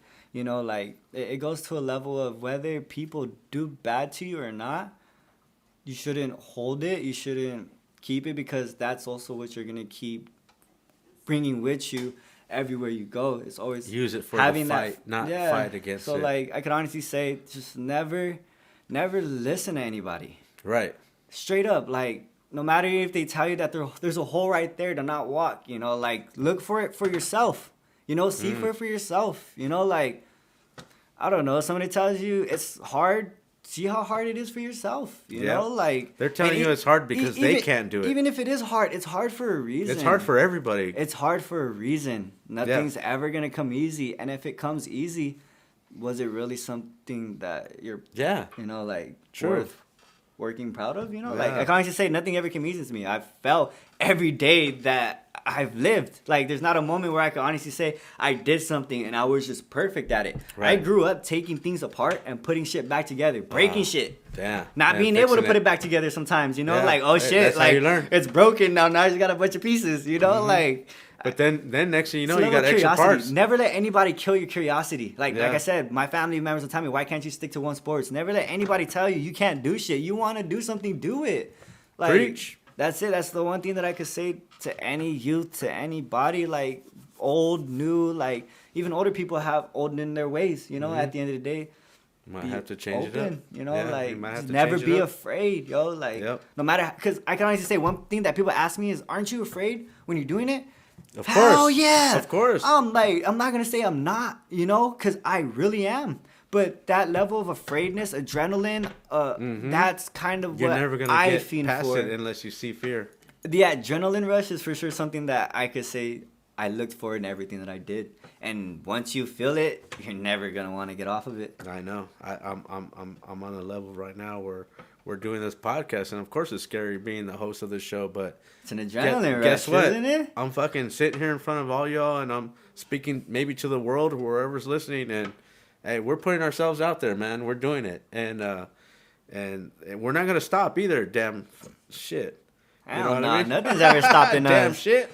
Rain, snow, nothing. Hey, it doesn't matter. February 2nd, who cares if it's raining? You know, I'll still go skate. It could be raining today. It could not be. We might be outside later. Who knows? We'll see. So coming down to the end of the episode, do you have any shout outs you want to give? My mom's, my sister, my grandma, you know, everybody that ever really believed in me, you know, regardless of, like, things that I went through, you know, people that never saw me as just a product of what I've been through, you know, like, that never, like, thought of me as one thing, you know, that saw me as how you said, the person that I could be, you know. I now see you as a homie for sure, dude. Because, damn, man, you had a hell of a story, and I can relate to a lot of stuff you said, and maybe people out there can relate to what you said. And so that's what it's all about. Let them know where they can find you on Instagram. At Who is Gilbert? Yep. With 2 T's at the end. Yep. And that's, oh, shit. Let me put that on my notes here. And so, yeah, man, I want to thank everybody for tuning in and watching this episode, man. We love everybody that's supporting the show. Make sure to like and subscribe the show. Share it out to the homies. If you have anybody, if you or anybody want to be on the show, let us know. Come tell your story. Come tell your story, man. We want to hear it. I'm here to listen. Any skateboarding story is a story, yo, wherever you came from. If you skateboarded in the past, if you're skateboarding now. Even if you just got into it now, you're a newbie. Come tell your experience and where you're starting at. That's what I'm talking about. Let's go. Everybody out there, make sure to like and subscribe. Hit that fucking notification button so you know when we're in here. And every Thursday, we're dropping episodes. Shout out to my boys in the background. Couch Boys, we got Listo, we got Peralta, and thank you. Till next time. Peace. Later. Peace. Going back to, like, everything that I had said about, like, how you had asked me, like, what moment that I would want to relive. Yes. I would honestly want to relive every bad, like, and good moment that I had, like, within skateboarding. Because that's what made you, too. And as far as like going back to the question where you had said like if there is like one day that I would want to relive, it's not a matter of a day, it's a matter of a feeling for me. And that feeling is when I am able to send my mom the video of the land that I landed, you know, that I worked hard for, you know, regardless of how many times they tell me to stop. See how proud she is of you. Yeah, bro, like the level of, like I said, she's able to use it as ammo to be like, this is my son and this is what he's doing. Like, and it goes to a level of where she's then not thinking what people are saying, like she don't have to that worry. She is a fuck up, that she didn't she raise us knows right, that you know. You are already producing. And like I said, the fact that everything that she don't I have to do prove shit to not anybody. only relies on me, but my mom's able to, like I said, use that to vote for. And when people say like, "Yo, you kids really aren't shit," and now that, like I said, I've done all this, my mom has all those, my high school diploma when they said I wouldn't graduate, you know, like, she has all that shit to show for herself. Yeah. For her, what she did was she wasn't a bad parent, you know, that she did raise us right, you know, like, and that's like I said, the moment, like the feeling that I would always want to get from skateboarding, and if I ever don't get that from anything that I do, I don't want to be doing it. That's like, yeah. If I'm not, like I said, doing it for the like my mom's, you know, like everything that I do, printing clothes, all this, my mom's, yo, like she may not have taught me, but she raised me, right? Yo, she raised you who you are. Straight up, you know, like she may not have been the one to like tell me like what I should and shouldn't be doing, you know, but at the end of the day, she was the one to enlighten me into this world, and not everything that she did was bad, you know. Like I can honestly say, shout out to all the fucking strong moms out there. I'm thankful for the way I grew up, like, and I can honestly say a lot of people that are in my situation that have been through things can honestly are either gonna use it as an excuse or gonna be thankful for the things that they've been through. Thank you, know, because like, it could go either way. And at the end, it's not like I'm not going through shit still, you know, like, it just also shows of, like, how God says, like there's always going to be obstacles in front of you, but are you going to be the one to hurdle over it? Are you going to be the one to climb that mountain? There's always going to be barriers. There's always going to be people stopping you. Always going to be something there. But are you going to be the one to actively push through it, you know, like, bam. And that's honestly, like I said, everything I do is for them. So that way my mom could say, like, she wasn't a bad mom. Hey, that's what's up, man. And for you... And representing your parents like that because you don't want them to look bad is everything.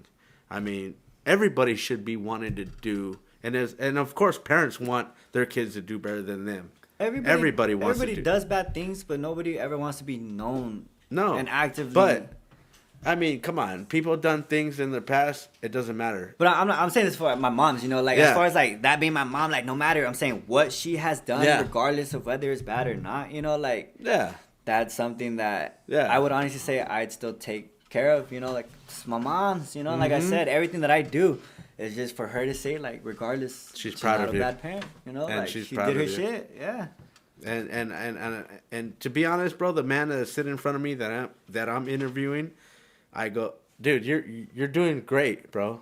Thank you. To me, I see a lot of love out of you. You support what you love. You're doing what you're doing. You're going to school. You know what I mean? Like graduate this year, straight up with the AA. So since I'm winding it down right now, is there anything you can like want to give to the youth maybe that's coming up in the world that maybe, you know what I mean? Like you could give some. I mean, all this stuff we've already talked about is a lot of inspiration, but you know, like maybe I mean, damn, we kind of almost already touched on all that. You know, some advice. Maybe I could honestly just say from my experience. Regardless, like how I said before, if good things or bad things happen to you, no matter what happens, the only thing that you could control is you. And it took me a lot to really understand that. Because, like I said, I grew up hating a lot of things because people had things that I didn't have. And it's not that it's just that I didn't have it. It's because they'd use it against me because I didn't have it. You know, like, it goes to a level of whether people do bad to you or not, you shouldn't hold it. You shouldn't keep it because that's also what you're going to keep bringing with you everywhere you go. It's always use it for having the fight, not fight against it. So like I could honestly say, just never listen to anybody. Right. Straight up, like no matter if they tell you that there's a hole right there, to not walk. You know, like look for it for yourself.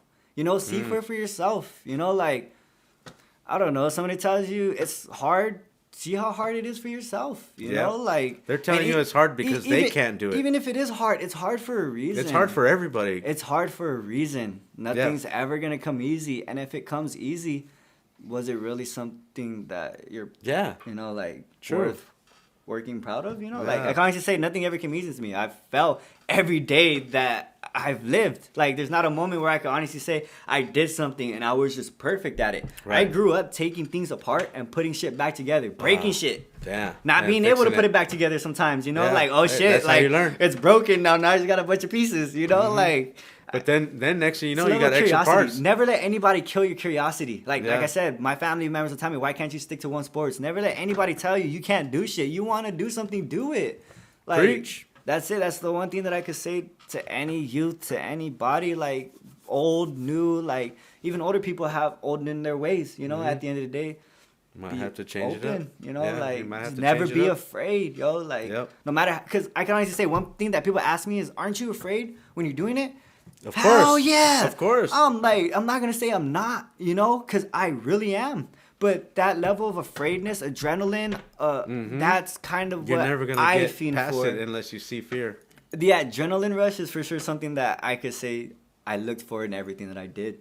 And once you feel it, you're never going to want to get off of it. I know. I'm on a level right now where we're doing this podcast, and of course it's scary being the host of the show, but it's an adrenaline rush, guess what? Isn't it? I'm fucking sitting here in front of all y'all, and I'm speaking maybe to the world or wherever's listening, and hey, we're putting ourselves out there, man. We're doing it, and we're not gonna stop either. Damn shit. You know what I mean? Nothing's ever stopping us. Damn shit. Rain, snow, nothing. Hey, it doesn't matter. February 2nd, who cares if it's raining? You know? I'll still go skate. It could be raining today. It could not be. We might be outside later. Who knows? We'll see. So coming down to the end of the episode, do you have any shout outs you want to give? My mom's, my sister, my grandma, you know, everybody that ever really believed in me, you know, regardless of like things that I went through, you know, people that never saw me as just a product of what I've been through, you know, like that never like thought of me as one thing, you know, that saw me as how you said that I could be. I now see you as a homie for sure, dude. Because damn, man, you had a hell of a story, and I can relate to a lot of stuff you said, and maybe people out there can relate to what you said, and so that's what it's all about. Let them know where they can find you on Instagram. At Who Is Gilbertt? Yeah. With 2 T's at the end. Yeah, and that's, oh shit. Let me put that on my notes here. Man, yeah. So yeah, man, I want to thank everybody for tuning in and watching this episode, man. We love everybody that's supporting the show. Make sure to like and subscribe to the show. Share it out to the homies. If you have anybody, if you or anybody want to be on the show, let us know. Come tell your story. Come tell your story, man. We want to hear it. I'm here to listen. Any skateboarding story is a story, yo. If you skateboarded in the past, then you're skateboarding now. Even if you just got into it now, you're a newbie. Come tell your experience and where you're starting at. Oh, let's go. Everybody out there, make sure to like and subscribe. Hit that fucking notification button so you know when we're in here. And every Thursday, we're dropping episodes. Shout out to my boys in the background. Couch Boys, we got Listo, we got Peralta.